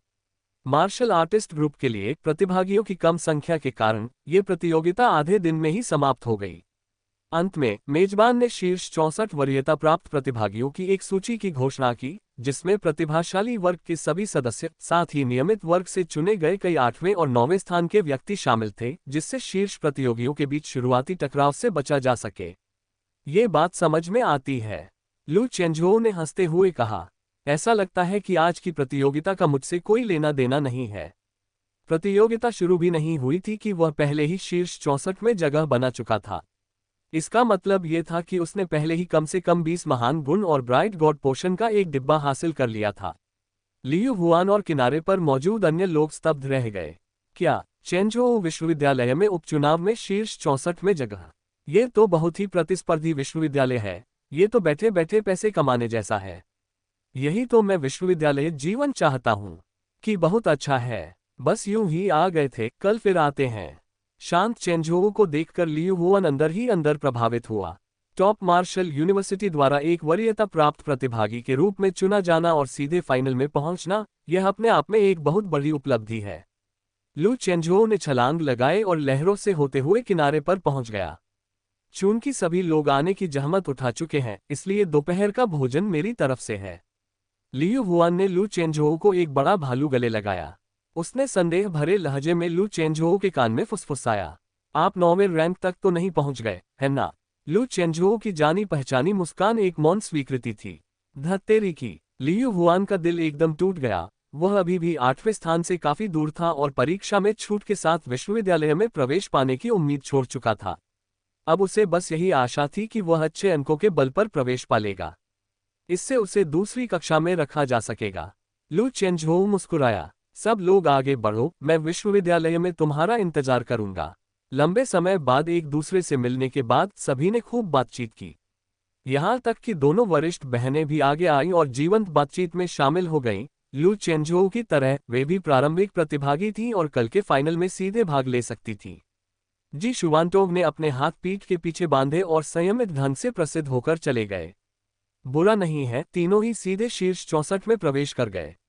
रू यू की 8वीं रैंक की शक्ति और स्वर्गीय मकड़ी के रेशम को जकड़ने की शक्ति के साथ शीर्ष 32 में जगह बनाने की उम्मीद है। जी फेयान की 9वीं रैंक की साधना उसे शीर्ष 32 में जगह दिलाती है, जब तक कि उसका भाग्य साथ न दे। चेंझोउ की बात करें तो उन कुछ वरिष्ठ 10वीं रैंक के योद्धाओं और वांग होंगदाओ को छोड़कर बाकी सभी में तो उसकी ही जीत होगी। ओल्ड जी को अपने शिष्यों पर विशेष भरोसा था। पब फ्यूचर विज्ञापन मेरी अजयता के साथ एकतरफा जीत से ही फैसला हो जाएगा। ... अगले दिन आयरन क्रॉच स्किल का अभ्यास करने के बाद लू चेंझोउ ने गर्म हवा की एक गहरी सांस छोड़ी। जाने से पहले लू गोपिंग ने कहा, अच्छा प्रदर्शन करो बेटे। लू चेंझोउ के प्रशिक्षण परिधानों का आयोजन करने वाले ली जियांगहुआ ने कहा। सबसे पहले सुरक्षा। लू चेंझोउ के माता पिता अब उसके मैच कम ही देखते थे, क्योंकि उसके प्रतिद्वंद्वी अधिक शक्तिशाली होते जा रहे थे और वे हमेशा चिंतित रहते थे। वे परिणाम का इंतजार करना अधिक पसंद करते थे। चिंता मत करो मम्मी और पापा, आप लोग घर पर मुक्केबाजी का अभ्यास करते रहिए। बीते वर्ष में बुजुर्गों के स्वास्थ्य में उल्लेखनीय सुधार हुआ था। यद्यपि लू गोपिन की क्षमता सीमित थी, फिर भी उसने बुनियादी मुक्केबाजी में महारत हासिल कर ली थी, जिससे उसके चिरक में काफी सुधार हुआ था। ... 12 नवंबर सुबह तड़के। कल के चयन दौर के बाद हवादार स्टोन लेक के किनारे शीर्ष 64 की अंतिम सूची की घोषणा की गई। शिक्षक और छात्र एकत्रित होकर उत्साहपूर्वक चर्चा करने लगे। वांग होंगदाओ निसंदेह चैंपियनशिप जीत सकते हैं। वास्तव में तेंगलोव के 6 बेटों में से नेता, हमारी शाखा के सबसे होनहार व्यक्ति तियान शिंगजियान एक ऐसा व्यक्ति है जिसने जीवन के उत्तरार्ध में महानता प्राप्त की, लेकिन वह कम दुर्जय नहीं है। हिडन ड्रैगन लिस्ट रैंकिंग के आधार पर उन्होंने संभवतः कुछ समय पहले ही 10वां स्थान प्राप्त किया है और उन्हें कम नहीं आंका जाना चाहिए। प्रचारित सामग्री आमंत्रित करें, साझा करें, कमाएं। केवल 2 आसान चरणों में 25% कमीशन प्राप्त करें। अधिक 529, 132, 176, सिर्फ 48 घंटों में $100 को क्रिप्टो संपत्ति में बदले, अभी कार्रवाई करें। अधिक 133, 33, 44। उसने रातों रात $250 को $2,500 में बदल दिया। उसका क्रिप्टो निवेश का तरीका देखें। अधिक 540, 135, 180। प्रतिभाशाली बच्चों की कक्षा में कोई भी सरल स्वभाव का नहीं होता। जीतने के प्रबल दावेदारों की सूची में शामिल कोई भी व्यक्ति सनकी है। हाँ, मैंने सुना है कि पिछली बार जब वे प्रतिभाओं की कक्षा में आए थे, तो लू चेंझोउ ने 1 साल से भी कम समय में 6ठे स्थान से 9वें स्थान पर पदोन्नति हासिल की थी, और वह हिडन ड्रैगन लिस्ट के शीर्ष 500 में भी शामिल था। पिछली बार डैंगलोग हॉल में लू चेंझोउ ने 8वें रैंक के रूप में 9वें रैंक के प्रतिद्वंद्वी से मुकाबला किया था। मुझे आश्चर्य है कि क्या वह आज 9वें रैंक के रूप में 10वें रैंक के प्रतिद्वंद्वी का सामना कर पाएगा। वह आंतरिक और बाहरी दोनों तरह से प्रशिक्षण लेता है। मुझे लगता है कि उसके पास जीतने का मौका है। दरअसल सामान्य वर्ग में 10वें रैंक के कई प्रतिभाशाली युवा मार्शल आर्टिस्ट हैं। हालांकि वे उम्र में बड़े हैं, लेकिन उनकी ताकत और आधारभूत कौशल प्रतिभाशाली वर्ग के लोगों से कमतर नहीं है। लू चेंझोउ चुपचाप वहां से गुजर रहा था और सभी लोग उसके बारे में जो चर्चा कर रहे थे, उसे वह दिलचस्पी से सुन रहा था। इन लोगों को मुझ पर काफी भरोसा है। ऐसा लगता है कि जियांगनान प्रतिभा प्रतियोगिता में मेरा प्रदर्शन वाकई शानदार रहा, जिससे सभी को विश्वास हो गया कि मैं युद्ध में अपने वर्तमान रैंक से आगे निकल सकता हूं। सुबह 8 बजे शीर्ष 32 में जगह बनाने की प्रतियोगिता आधिकारिक तौर पर शुरू हुई। प्रतिभाशाली वर्ग के सदस्य अंततः कार्रवाई कर सकते थे। पहले चरण के मुकाबलों में याओ चेन, झो शिनकोन, वांग होंगदाओ और चेन शियाओयुन सभी ने हिस्सा लिया। चेन शियाओयुन को छोड़कर बाकी सभी ने अपने प्रतिद्वंद्वियों को तेजी से हरा दिया। सबसे शानदार तो निस्संदेह वांग होंगदाओ थे। महज एक मुक्के से उसने 9वें रैंक के एक विशेषज्ञ को पानी में गिरा दिया। नियमित कक्षा के छात्र, जिन्होंने उस प्रतिभाशाली छात्र को शायद ही कभी अपनी प्रतिभा का प्रदर्शन करते देखा था, आश्चर्यचकित होकर बोले, हे भगवान, ये तो बहुत ही शक्तिशाली है। वास्तव में चरम सीमा क्षेत्र का एक प्रतिभाशाली व्यक्ति। तो ये प्रतिभाशाली वर्ग की दुनिया है। ये वाकई आंखें खोलने वाला अनुभव है। हमारी कक्षा 8 का शीर्ष योद्धा सीधे तौर पर पराजित हो गया। नियमित कक्षा के छात्रों ने सामूहिक रूप से इस महत्वपूर्ण अंतर को महसूस किया। यहां तक कि ड्रैगन सिटी के कई विवेकशील शिक्षक भी प्रशंसा करने से खुद को रोक नहीं पाए। इस युवक की भविष्य की उपलब्धियां निश्चित रूप से कम नहीं होंगी। वेल फॉर्म के साथ यह उम्मीद है कि दूसरा ग्रैंड मास्टर उभरकर सामने आएगा। इसके बाद ओल्ड तियान और लेपर्ड वुमन भी बिना किसी अप्रत्याशित घटना के आगे बढ़ गए। बाहर होने वाले एकमात्र प्रतियोगी शियाओ हे थे। उनके प्रतिद्वंदी 9वें रैंक के विशेषज्ञ जी फेयान थे। यद्यपि शियाओ हे प्रतिभाशाली थे, लेकिन उनका युद्ध अनुभव और सर्वोत्कृष्ट शक्ति जी फेयान के स्तर की नहीं थी। समय सेकंड और मिनट के हिसाब से बीतता चला गया। अंत में लू चेंझोउ की बारी आई। प्रतिभाशाली वर्ग से सबसे आखिर में प्रवेश करने वाले छात्र के रूप में सबकी निगाहें पल भर में उन पर टिक गईं। शुभंकर शियाओ हे को छोड़कर प्रतिभाशाली वर्ग के सभी प्रतिभागियों का प्रदर्शन बेहद प्रभावशाली था, और सभी उत्सुकता से लू चेंझोउ के प्रदर्शन का इंतजार कर रहे थे।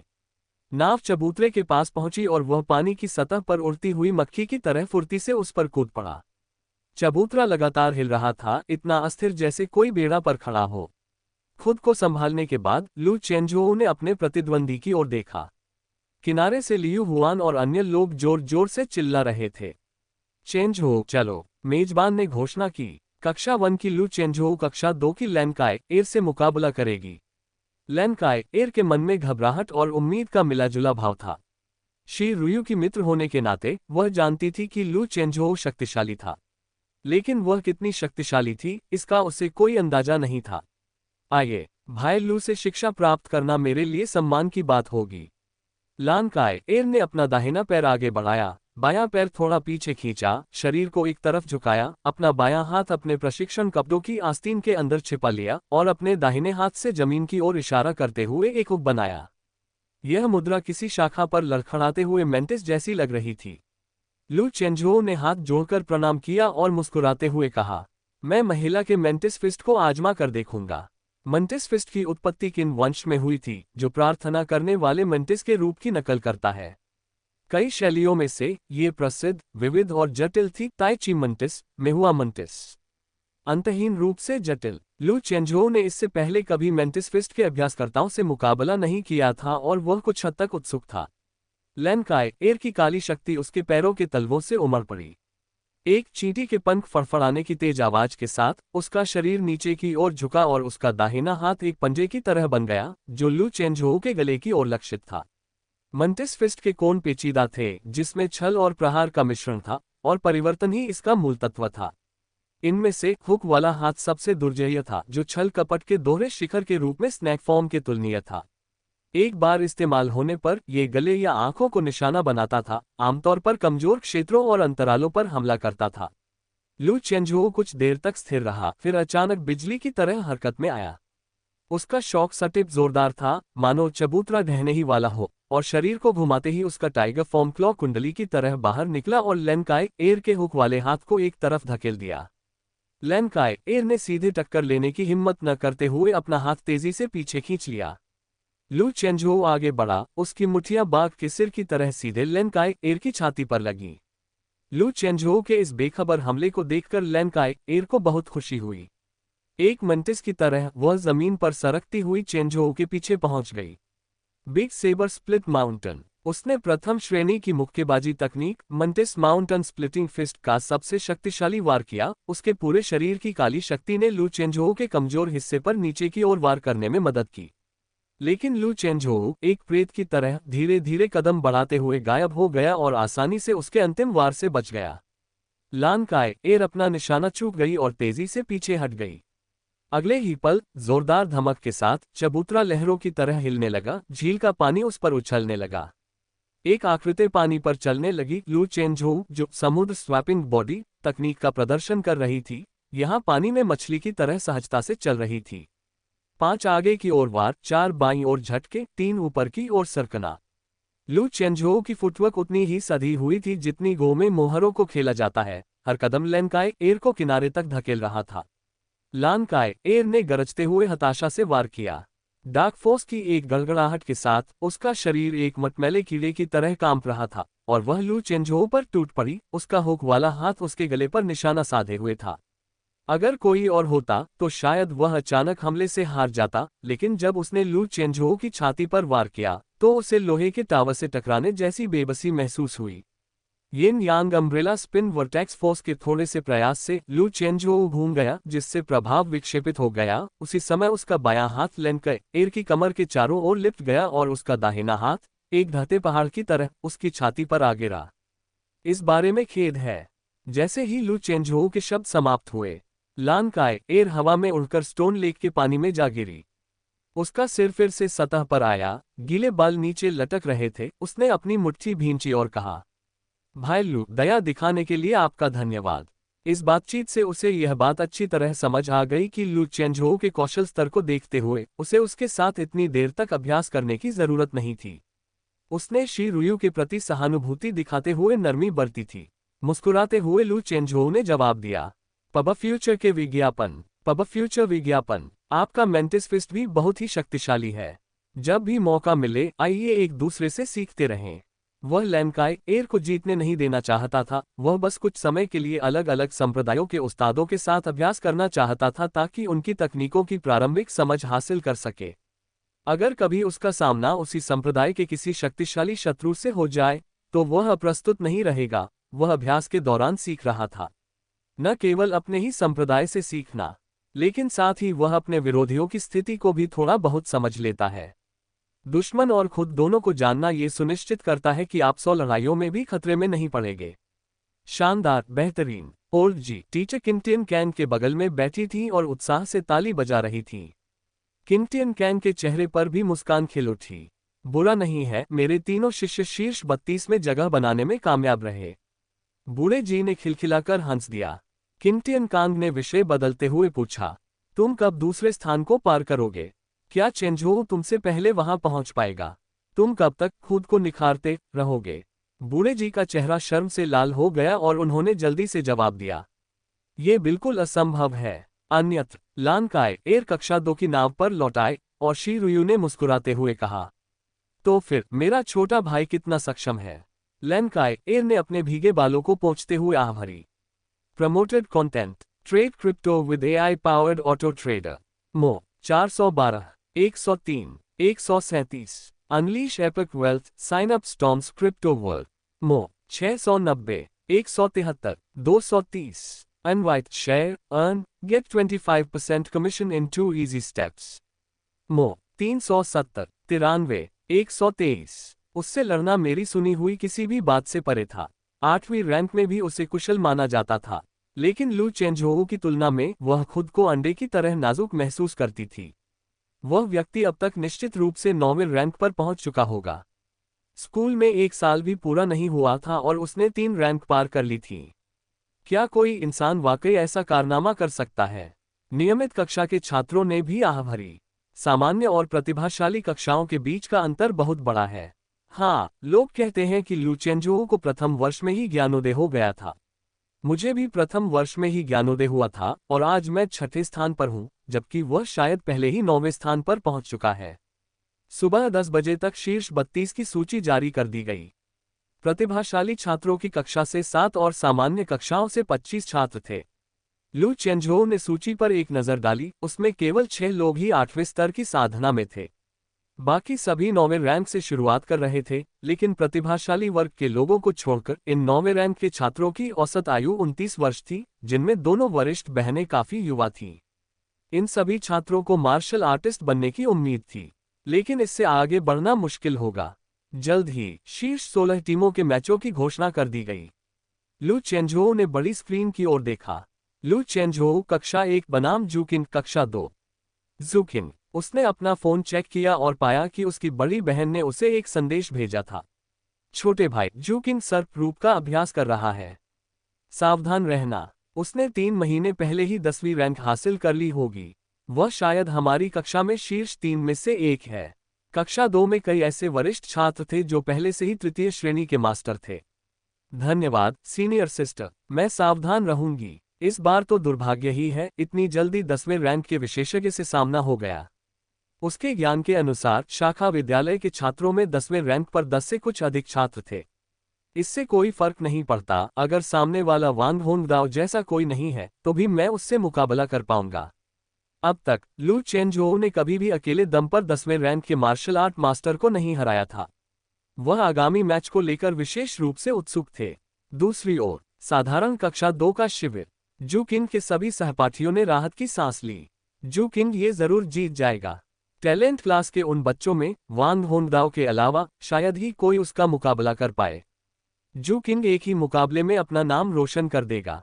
ऑर्डिनरी क्लास की पहचान वाले किसी टैलेंट क्लास के व्यक्ति को हराना यह अविश्वसनीय रूप से संतोषजनक होता है। इसी क्षण कक्षा 2 की शिक्षिका ने अचानक उन्हें याद दिलाया। हालांकि तुम्हें सावधान रहना चाहिए, जू किंग। लू चेंझोऊ आंतरिक और बाह्य साधना दोनों में निपुण है। अगर वह 9वें रैंक तक नहीं पहुंचा है तो बात अलग है, लेकिन एक बार वहां पहुंच जाने पर वह बहुत ही चालाक साबित होगा। संभावित सूची में उसकी रैंकिंग को देखते हुए ऐसा लगता है कि वह उसमें प्रवेश कर चुका है और इस लड़ाई का परिणाम अभी भी अनिश्चित है। जू किंग ने मंच की ओर देखते हुए कहा, मैं अपनी पूरी कोशिश करूंगा। सच कहें तो उन्हें खुद भी ज्यादा आत्मविश्वास नहीं था। वह भले ही 10वें रैंक का सैनिक हो, लेकिन लू चेंझोऊ भी कोई साधारण व्यक्ति नहीं था। ये जियांगनान प्रतिभा प्रतियोगिता का समग्र चैंपियन था, जिसे संभवतः निम्न श्रेणी की मूल हड्डी का शिखर कहा जा सकता है। कक्षा शिक्षिका मुस्कुराए और बोली, हाँ, अपना सर्वश्रेष्ठ प्रदर्शन करो, हारने में कोई बड़ी बात नहीं है। शी रुयू और जी फेन को मन ही मन थोड़ा अफसोस हुआ। आखिर जू किंग उन्हीं की कक्षा का छात्र था और वे ये भी उम्मीद कर रहे थे कि जू किंग शीर्ष 16 में जगह बना लेगा, लेकिन प्रतिद्वंदी उनका छोटा भाई था। इसमें कोई रहस्य नहीं था। जू किंग की हार की प्रबल संभावना थी। दोनों महिलाएं अक्सर लू चेंझोऊ से मुकाबला करने की कोशिश करती थीं और लू चेंझोऊ ने एक साथ दोनों का सामना करते हुए उन्हें आसानी से हरा दिया। उनकी ताकत को सामान्य मानकों से नहीं मापा जा सकता था। ...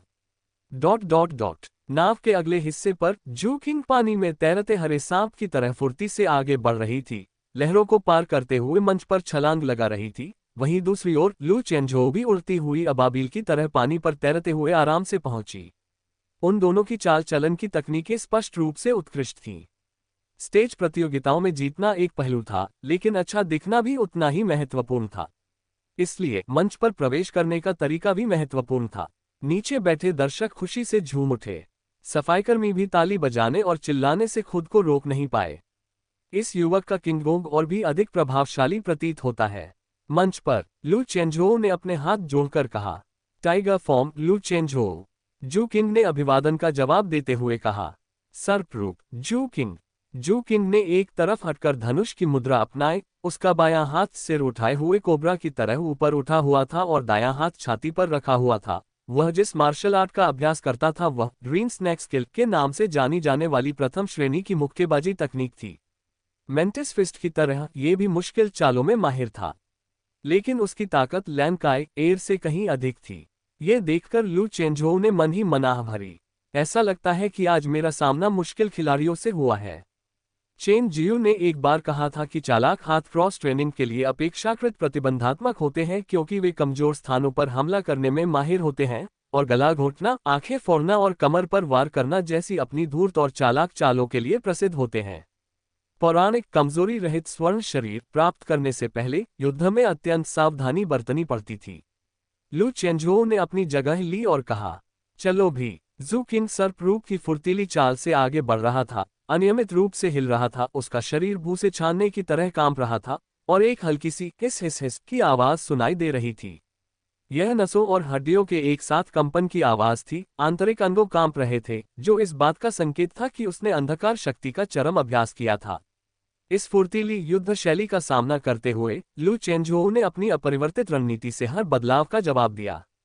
हालांकि उसने स्वेलो फॉर्म का भी इस्तेमाल किया, लेकिन ये केवल तीसरे दर्जे की चालें थीं। जू किंग को पकड़ना बहुत मुश्किल होगा और स्वेलो फॉर्म तभी कारगर हो सकता था जब उसे अचानक चौंका दिया जाए।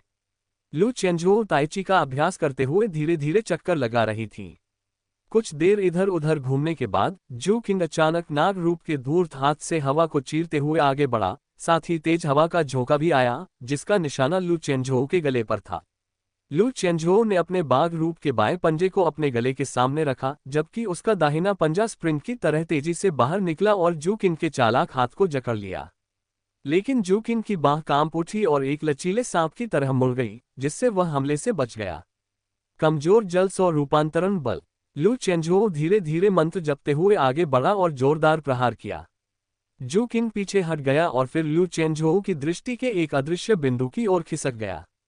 एक हाथ को सर्प की पूंछ की तरह और दूसरे को धूर्त हाथ की तरह इस्तेमाल करते हुए उसने पीछे से लू चेंझोउ का गला पकड़ने के लिए आगे की ओर झुकाया। उसका कोण बहुत ही खतरनाक था। लू चेंझोउ 10वें रैंक के उस्ताद को अपनी गर्दन पकड़ने देने की हिम्मत नहीं कर सका, कठोर किगोंग से भी यह उसके लिए अनुकूल नहीं होता। उसने गति का पूरा इस्तेमाल करते हुए पीछे हटते हुए अपने कांपते हुए पैरों को जमीन पर पटका, जिससे चबूतरा एक अकेली नाव की तरह हिलने लगा। इससे जू किंग का चालाक हाथ थोड़ा सा भटक गया और लू चेंझोउ ने अपने शरीर को दाईं ओर घुमाते हुए हवा की तरह तेज गति से अपने बाघ की पूंछ जैसे पैर से वार किया। जू किंग ने जोरदार वार सहने की हिम्मत नहीं की और तेजी से पीछे हटकर वार से बच गया। शुरुआती झड़प में दोनों में से कोई भी बढ़त हासिल नहीं कर पाया। जब दोनों मजबूती से खड़े हो गए तो वे एक दूसरे के चारों ओर मध्यम गति से चक्कर लगाने लगे और एक दूसरे का अवलोकन करने लगे। शायद लू चेंझोउ को कमजोर पाते देख जू किंग का आत्मविश्वास बढ़ा, ये सोचकर कि प्रतिभाशाली वर्ग के लोग शायद उतने शक्तिशाली न हो जितना उसने सोचा था। उसने पहल करते हुए करीब आने का फैसला किया। सर्परूप की अगाध शक्ति के निरंतर प्रवाह ने उसकी चाल को और भी अधिक आकर्षक बना दिया। उसने सर्परूप के चालाक हाथ का नकली वार किया, जिससे लू चेंझोउ बाघ रूप के पंजे से हमला करने के लिए उकसाया। जू किंग के दूसरे हाथ में झंझनाहट और कंपन हुई और फिर रेटलस्नेक जैसी आवाज के साथ अगाध शक्ति का विस्फोटक विस्फोट हुआ। हरी सांप की हिलती हुई खाल। लू चेंझोउ ने पहले कभी ऐसी काली शक्ति का सामना नहीं किया था। पल भर में उसे ऐसा लगा जैसे उसे बिजली का झटका लगा हो। उसका दाहिना हाथ सुन्न और दर्द से कराह रहा था। उसने जल्दी से अपना हाथ छुड़ाने की कोशिश की, लेकिन जू किंग के सर्प रूप वाले हाथ ने अजगर की तरह उसके हाथ को जकड़ लिया, मानो उसमें हड्डियां ही न हो। फिर भी उसने लू चेंझोउ के दाहिने हाथ को जकड़ लिया। एक हरे अजगर ने हिरण को जकड़ लिया। सर्प रूप साधना के लिए कोमल शरीर कौशल और अस्थि संकुचन तकनीक का संयोजन आवश्यक था, इसलिए सर्प रूप के उस्तादों के जोड़ और निपुणता विशेष रूप से भुजाओं में अन्य गुटों की तुलना में कहीं अधिक थी। बहुत बढ़िया। सचमुच हर आकार की अपनी खूबियां होती हैं। मैंने कुछ नया सीखा। नुकसान में होने के बावजूद लू चेंझोउ ने खुशी से ठहाका लगाया, जिससे जू किंग हैरान रह गया। खुद के ही इतने घातक हमले का सामना करते हुए यह आदमी कैसे हंस सकता है। ये देखकर कि उसका हाथ छुड़ाया नहीं जा सकता, लू चेंझोऊ ने भागने की कोशिश करना ही बंद कर दिया। हाँ, एक गहरी सांस के साथ एक अदृश्य ची रेखा बिजली के कर्ट की तरह उसके शरीर में दौड़ गई, जो पहले से ही खुले हुए 18 प्रमुख एक्यूपॉइंट से गुजरी, मानो उसके मन में ऊपर की ओर उठी आंखों और सफेद माथे वाले एक भयंकर सफेद बाघ की छवि उभर आए हो। दूसरी कक्षा के शिक्षक द्वारा किए गए विश्लेषण के अनुसार अपनी चाल चाल का लाभ उठाते हुए 100 और चालें चली गईं, और अंततः जूकिन का फिसलन भरा शरीर लू चेंझोऊ के हाथों में आ गया, जिसने अपनी मजबूत भुजाओं से पीछे से उसे जकड़ लिया और उसकी बाहों को गतिहीन कर दिया। जूकिन के भीतर से चटकने की आवाजें निकली क्योंकि उसने सिकुड़कर भागने का प्रयास किया, लेकिन चेंझोऊ ने कोई रहम नहीं दिखाया। विस्फोटक ब्लैक टाइगर डार्क स्ट्रेंथ का प्रयोग करते हुए उसने जूकिन को उठाया और पीछे की ओर पटक दिया। जूकिन के चेहरे के भाव में सूक्ष्म बदलाव आया और मंच पर मौजूद शिक्षक तनावग्रस्त हो गए। जूकिन के क्लास टीचर पहले से ही उसे बचाने के लिए मैच में जबरदस्ती हस्तक्षेप करने को तैयार थे, लेकिन ठीक उसी समय जब जूकिन का सिर जमीन पर टकराने ही वाला था, गति रुक गई। Pub future aids. Lu Chenzhou ने उसे धीरे से नीचे रख दिया। जूकिन लुढ़क कर खड़ी हो गई और फिर मुट्ठी से अभिवादन किया। भाई लू कौशल में श्रेष्ठ है, मैं अपनी हार स्वीकार करता हूँ। लू चेंझोऊ मुस्कुराते हुए लौटी। मुझे जीतने देने के लिए धन्यवाद। 10वें रैंक के योद्धा के खिलाफ लड़ना रोमांचकारी था। उन्हें इस तरह का रोमांच महसूस किए काफी समय हो गया था। ये 10वें रैंक के किसी प्रतिद्वंद्वी पर उनकी पहली जीत भी थी। अपने दम पर, पूरी ईमानदारी से। समुद्र तट पर फांगशान हाई स्कूल की चीयर स्क्वाड जोर जोर से नारे लगा रही थी। लियू हुआन, चेंझोऊ, चेंझोऊ, एकदम शानदार। लियू क्वानहाई लगातार विलाप करता रहा। चेंझोऊ अब इतना अपरिचित हो गया है। धिक्कार है, मैं केवल 5वें स्थान पर क्यों हूँ? मैं मार्शल आर्ट्स कॉलेज की प्रवेश परीक्षा से पहले 6ठी रैंक हासिल करने के लिए कड़ी मेहनत करूंगा। कम से कम मैं साधारण कक्षा द्वितीय में तो प्रवेश पा सकूंगा। 9वें रैंक में अभी अभी प्रवेश करने वाले यू शान ने विचार किया। जब मैं 7वें रैंक पर था तब वह 4थे रैंक पर था। मैंने बड़ी मुश्किल से 9वीं रैंक हासिल की है, और वह तो 10वीं रैंक वालों पर भी हावी हो चुका है। मेरे पिता ने तो मुझे रोजाना लू चेंझोऊ का ख्याल रखने को भी कहा है। भला ऐसा करने वाला कौन होता हूँ? जूकिन कक्षा में लौट आए। सहपाठी अब भी उसके लिए तालियां बजा रहे थे। जी फेयन मुस्कुराए और बोली, क्लास लीडर जू, निराश मत हो, एक गरिमामयी हार भी सम्मान की बात होती है। जूकिन ने जबरदस्ती मुस्कुराया। उस वाक्य में कुछ अटपटा सा लगा। मैं 10वें रैंक पर रहते हुए 9वें रैंक वाले से हार गया। शीर्ष 16 में जगह बनाने की प्रतियोगिता जारी रही। जी फेयन ने स्वेलो फॉर्म का लाभ उठाते हुए गोल्डन टॉट फिस्ट का अभ्यास करने वाले 9वें रैंक के विशेषज्ञ को हरा दिया। शे रुयू भाग्यशाली रही क्योंकि उसका मुकाबला 8वें रैंक के एक योद्धा से हुआ। दोनों की ताकत लगभग बराबर थी और एक कठिन मुकाबले के बाद शे रुयू ने बहुत कम अंतर से जीत हासिल की। अंत में शीर्ष 16 में से वह एकमात्र ऐसी खिलाड़ी थी जिनका रैंक 9वां नहीं था। इससे जी शुवांटोव बेहद प्रसन्न हो गई। वर्तमान परिणाम आदर्श स्थिति थी। शीर्ष 16 दावेदारों में से मेरी पुस्तक ट्रू इनहेरिटेंस 1/3 स्थान रखती है। बूढ़े जी को वाकई में किस्मत का साथ मिला। उसकी आत्मसंतुष्टि देखकर किंगटियन कान को भी हौसला मिला। दोनों ही स्थिति में उनके गुरु शिष्य परंपरा के उत्तराधिकारी थे। ये कब से अज्ञात था। हॉन फू भी नदी के किनारे ली गुई के बगल में खड़ी दिखाई दी। आज उसकी कोई क्लास नहीं थी, इसलिए वह लू चेंझोऊ का फाइनल परफॉर्मेंस देखने आया था। वह हंसते हुए बोला, शिक्षक जी, क्या मैं सही नहीं था? ये बच्चा टाइगर फॉर्म का शीर्ष स्तर का प्रतिभाशाली बच्चा है। ली गुई ने भावहीन होकर उसकी ओर देखा और शांत भाव से कहा, हाँ, जब वह पहली बार आया तो मैं देख सकता था कि यह बच्चा असाधारण था। ...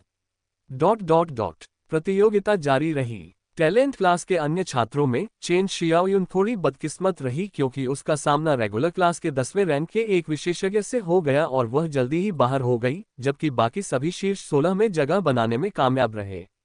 लंच के दौरान सुबह की लड़ाइयों के कारण लू चेंझोऊ काफी प्रसिद्ध हो गया था। उसकी ख्याति विद्यालय में फैल गई और लोग उससे जान पहचान बनाने और मित्रता करने के लिए उससे संपर्क करने लगे।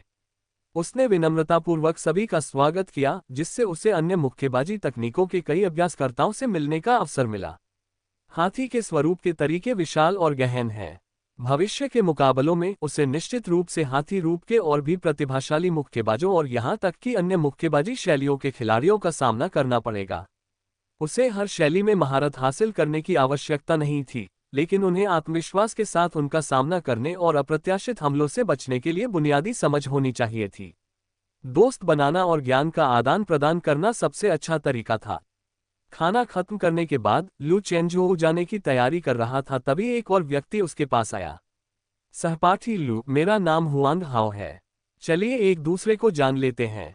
यह नया छात्र पिंगजियांग हाई स्कूल का वही विद्यार्थी था जिसके बारे में किन जेंग अक्सर शिकायत करता था। लू चेंजोऊ की याददाश्त अच्छी थी और वह उसे हमेशा याद रखता था। वह हल्की सी मुस्कान के साथ बोला, हाँ, मुझे उम्मीद नहीं थी कि आप भी ड्रैगन सिटी आएंगे। उनकी सामाजिक स्थिति को देखते हुए स्वाभाविक रूप से उनका हुआंग हाओ के साथ कोई संपर्क नहीं था। हुआंग हाओ को लगा कि लू चेंजोऊ उसे अस्वीकार कर देगा। वह आश्चर्यचकित होकर बोला, हाँ, मैं कक्षा 2 में हूँ। लू चेंजोऊ कुछ हद तक हैरान थी। हुआंग हाओ की प्रतिभा काफी अच्छी थी। वह मुस्कुराया और बोला, यह अच्छी बात है। जब भी मौका मिलेगा हम आपस में अभ्यास कर सकते हैं। उनके दोस्त बनने के बाद हुआंग हाओ को एहसास हुआ कि उनके व्यक्तिगत हस्ताक्षर में कोई बदलाव नहीं किया गया था। ड्रैगन सांपों के साथ नहीं रहते। काफी सोच विचार करने के बाद उन्होंने इसे बदलकर यह कर दिया। हजारों पहाड़ों और घाटियों से होकर अजगर और सांप एक साथ उठते हैं। मेरी ताकत के बल पर मुझे ये कहने का क्या अधिकार है कि अजगर सांपों के साथ नहीं रहते। उसने खुद पर ही कटाक्ष किया और मुक्केबाजी का अभ्यास करने वापस चला गया। इस हिडन ड्रैगन टूर्नामेंट में वह पहले ही दिन बाहर हो गया। दोपहर में प्रतियोगिता जारी रही। नदी किनारे बैठी जी शुवांटोक बड़ी स्क्रीन को ध्यान से देख रही थी। फांगशान हाई स्कूल के छात्र भी अपनी सांसें थामे हुए थे। चेंजोऊ को वांग हुनगाओ के साथ न जोड़े। बिल्कुल सही, बेहतर होगा कि उसका मुकाबला 9वें रैंक वाले से कराया जाए। चेंजोऊ ने भी आज सुबह बहुत कम अंतर से जीत हासिल की। 10वीं रैंक बहुत मजबूत है। वे सभी चेंजोऊ के शीर्ष 4 में जगह बनाने की उम्मीद कर रहे थे। शीर्ष 16 में से शीर्ष 8 में पहुंचने वाले प्रतिभागियों के परिणाम घोषित हो गए हैं। शी रुयू कक्षा 2 बनाम झो जिनकोन कक्षा 1। लू चेंजोऊ कक्षा 1 बनाम याओ चेंग कक्षा 1। ये देखकर फांगशान के छात्रों ने राहत की सांस ली। काफी स्थिर लग रहा है ना? ऐसा नहीं लगता कि वह 10वें रैंक का है। शांत रहो। मैंने सुना है कि यह याओ चेंग 9वें रैंक के शिखर पर है, एक ग्रैंड मास्टर का बेटा है। खैर, यह उतना स्थिर महसूस नहीं होता। चिंता मत करो, चेंजोऊ आसानी से जीत जाएगा। सहपाठियों को लू चेंजोऊ के व्यावहारिक प्रशिक्षण के रिकॉर्ड के बारे में पता नहीं था। उनकी नजरों में टैलेंट क्लास का हर छात्र दिव्य था। केवल जी शुवांटोक को ही थोड़ी राहत मिली। नियमित। हालांकि याओ चेंग बलवान था, फिर भी वह लू चेंजोऊ का मुकाबला नहीं कर सकता था। ये भरोसा उसके मालिक का था। किंगटियन कांग ने मन ही मन याओ चेंग के प्रति अपनी संवेदना व्यक्त की। कई व्यावहारिक प्रशिक्षणों के बाद वह टैलेंट क्लास में मौजूद 8 लोगों की क्षमता से अच्छी तरह वाकिफ थे। ये कहा जा सकता है कि वांग हुनगाओ और ओल्ड तियान को छोड़कर लू चेंजोऊ का मुकाबला करने वाला कोई नहीं था। आशा है याओ चेंग इस बारे में खुले विचारों वाले होंगे। वह लड़का बहुत ही अभिमानी था। हालांकि वर्षों के प्रशिक्षण के बाद उसमें काफी सुधार आ गया था। याओ चेंग ने अपने हाथों को पीछे की ओर घुमाया और पानी पर झपट्टा मारते हुए चील की तरह रिंग पर छलांग लगाई। अपने भीतर उसे एक अवर्णनीय उत्साह का अनुभव हो रहा था। अंततः लंबे इंतजार के बाद उन्हें रिंग में लू चेंजोऊ के साथ एक भव्य मुकाबले का मौका मिल सकता है। जीत हो या हार, वह लंबे समय से इसका इंतजार कर रहा था। झील के किनारे याओ चेंग के समर्थक जयकारे लगा रहे थे। याओ चेंग। तेंगलोंग 6 में से एक होने के नाते झो शिनकोन के साथ साथ उनकी लोकप्रियता भी हमेशा उच्च स्तर पर रही। लू चेंजोऊ समुद्री लहर के साथ रिंग पर आ पहुंचा और वहां उतर गया। किनारे पर लियू हुआन और अन्य लोगों ने प्रतिस्पर्धात्मक ढंग से अपनी आवाजें बुलंद की। लू चेंजोऊ। न केवल परिचित मित्र बल्कि कई अजनबी भी उसका नाम पुकार रहे थे। आखिरकार वह जियांगनान प्रतिभा प्रतियोगिता का विजेता था, जिसने अभी अभी एक प्रबल दावेदार को हराकर 10वां स्थान हासिल किया था। लू चेंजोऊ, निम्न श्रेणी की जड़ की हड्डी का दिव्य। निम्न वर्ग की जड़ों से हमारे लिए खड़े हो जाओ।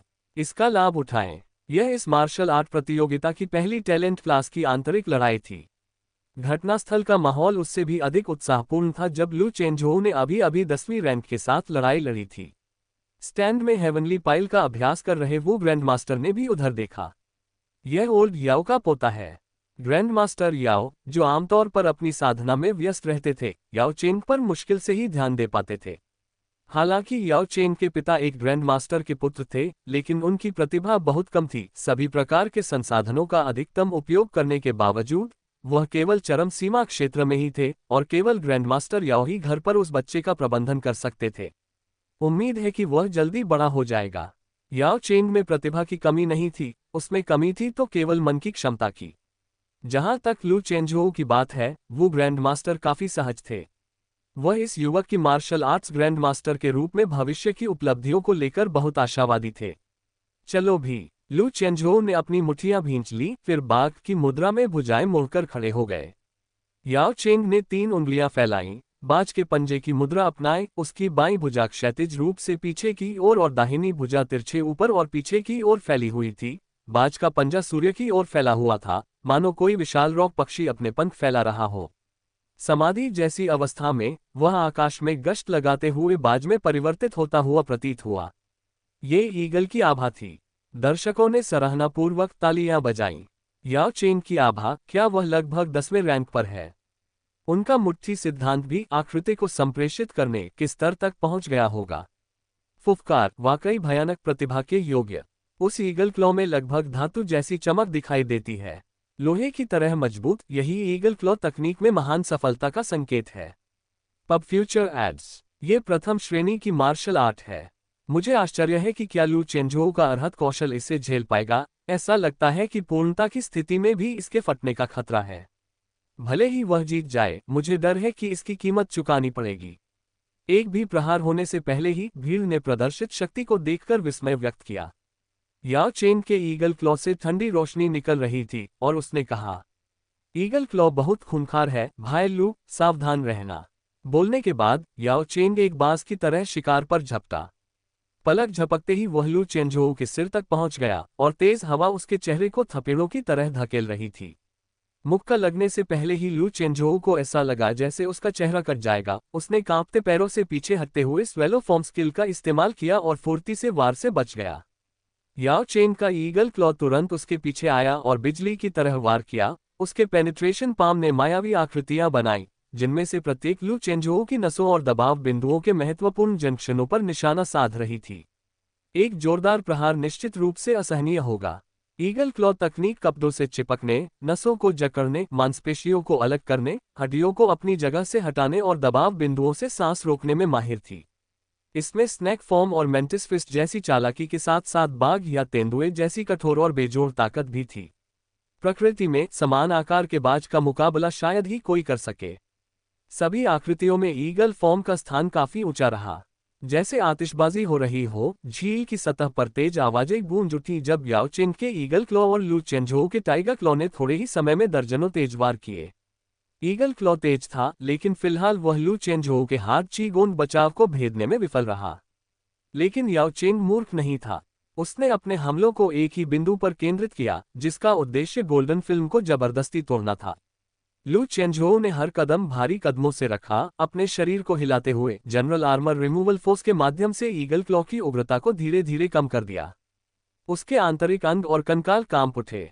बाघ रूप की प्रचंड शक्ति और निगल रूप की चतुर चाल, ये न्यांग मछली की तरह एक शक्तिशाली तूफान में तब्दील हो गईं और पीछे हटते हुए जल्द ही जमीन पर उतरने वाले उसके दाहिने पैर पर केंद्रित हो गईं।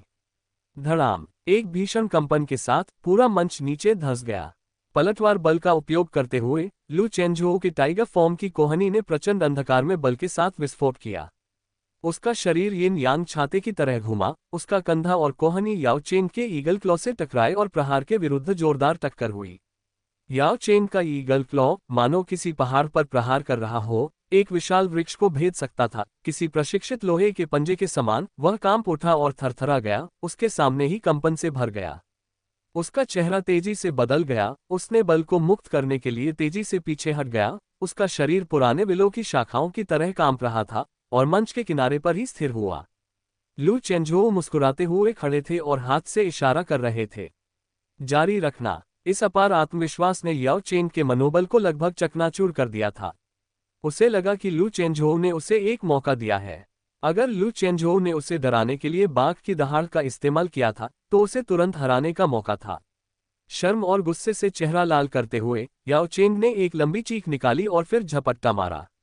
जैसे ही लू चेंझोउ का बाघ का पंजा उसकी छाती तक पहुंचा, याओ चेंग ने कलाबाजी की और फिर हवा में ही अपना दाहिना पैर तेजी से घुमाया। चील का पंख जमीन पर गिरा जिससे धूसर भेड़िए को झटका लगा।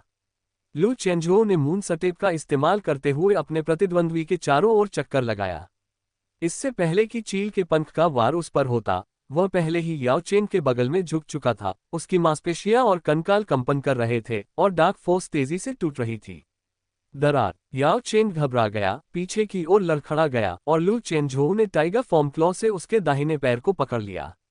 याओ चेंग ने अपने बाएं पैर से जमीन पर जोर से मारा, हवा में उछला और लू चेंझोउ के चेहरे पर लात मारी, जिससे लू चेंझोउ को उसे छोड़ना पड़ा और पीछे हटकर प्लेटफॉर्म के पिछले हिस्से पर गिरना पड़ा। स्पष्ट रूप से नुकसान में होने के बावजूद याओ चेंग ने बचने के बजाय एक साहसिक कदम उठाने का जोखिम उठाया और तेजी से हमला करते हुए लू चेंझोउ की छाती पर वार किया। एक क्षण के लिए लू चेंझोउ का अनुमान गलत निकला और उन्हें वास्तव में चोट लग गई। उन्होंने यिन यांग अम्ब्रेला स्पिन का उपयोग करके बल को बिखेर दिया और याओ चेंग के करीब आ गए। याओ चेंग ने अपने बाएं हाथ को इंच फोर्स में परिवर्तित किया और लू चेंझोउ के गले पर प्रहार किया, जबकि उनका दाहिना हाथ पीछे हटते हुए ईगल क्लॉ में परिवर्तित हो गया और लू चेंझोउ की गर्दन पर निशाना साधा। बाज के पंजों जैसे हाथ ऊपर नीचे हिल रहे थे, पंखों की तरह भुजाएं बाएं और दाएं फैली हुई थीं। प्रहार से वार करना और पलटवार में उसे पकड़ लेना। एक बार ईगल क्लॉ को लॉन्च कर दिया गया तो वह कभी खाली हाथ वापस नहीं लौटा। याओ चेंग ने लू चेंझोउ की गर्दन पकड़ ली, जिससे वह आगे की ओर झुक गया और निश्चित रूप से उसकी गर्दन पर खरोंच आ गई। गति के साथ उसका शरीर आगे की ओर झुक गया और वह गिर पड़ा, लेकिन जल्दी से लुढ़ककर याओ चेंग के पेट पर किए गए अगले प्रहार से बच गया। वह अपने पैरों पर खड़ा हुआ और याओ चेंग पर झपटा। उसका बाघ का पंजा पहाड़ की तरह चील के पंजे के जोरदार वारों की श्रृंखला को धकेलते हुए उसके शरीर ने याओ चेंग को कसकर पकड़ लिया और अपने प्रतिद्वंद्वी पर प्रहार किया। याओ चेंग अपनी पूरी ताकत लगाने के लिए पीछे हटता रहा, पलटा और फिर पैर से वार करते हुए लू चेंझोउ के निचले शरीर पर हमला किया। लू चेंझोउ ने स्वेलो फॉर्म स्किल का इस्तेमाल करते हुए हवा में छलांग लगाई और टाइगर फॉर्म की प्रचंड शक्ति से भरा उसका घुटना तोप की तरह याओ चेंग की छाती पर जा लगा। धमाका। याओ चेंग हवा में उड़ गया। लू चेंझोउ तेजी से आगे बढ़ा और याओ चेंग के हवा में लटके होने और हिलने डुलने में असमर्थ होने का फायदा उठाते हुए उसने भी हवा में 360 डिग्री घूमकर टाइगर टेल व्हिरलविंड किक लगाए और याओ चेंग के बगल में वार किया। याओ चेंग किसी तरह खुद को बचा पाया और वह धड़ाम से चबूतरे पर गिर पड़ा। वह पानी में गिर गया और कुछ ही क्षणों बाद बिना कुछ कहे तैरकर दूर चला गया। वह हार गया था और इस बारे में कहने के लिए कुछ नहीं था। वह लू चेंझोउ का मुकाबला नहीं कर सकता था। लू चेंझोउ का पूर्ण अंक वास्तव में पूरी तरह से योग्य था। पहले 10वें रैंक से पराजित हुआ और अब खुद से ही पराजित हो गया। प्रतिभाशाली छात्रों की श्रेणी में केवल ओल्ड तियान और वांग होन दाओ ही उनके सच्चे प्रतिद्वंद्वी थे। यदि किसी एक चीज में कमी है तो अधिक प्रशिक्षण ले। बहुत बढ़िया। लू चेंझोउ मन ही मन प्रसन्न हुआ। याओ चेंग की शक्ति जूकिन से थोड़ी कम थी, लेकिन अपनी प्रतिष्ठा के अनुरूप उसका कुंग फू कौशल उत्कृष्ट था और उसकी युद्ध भावना प्रबल थी।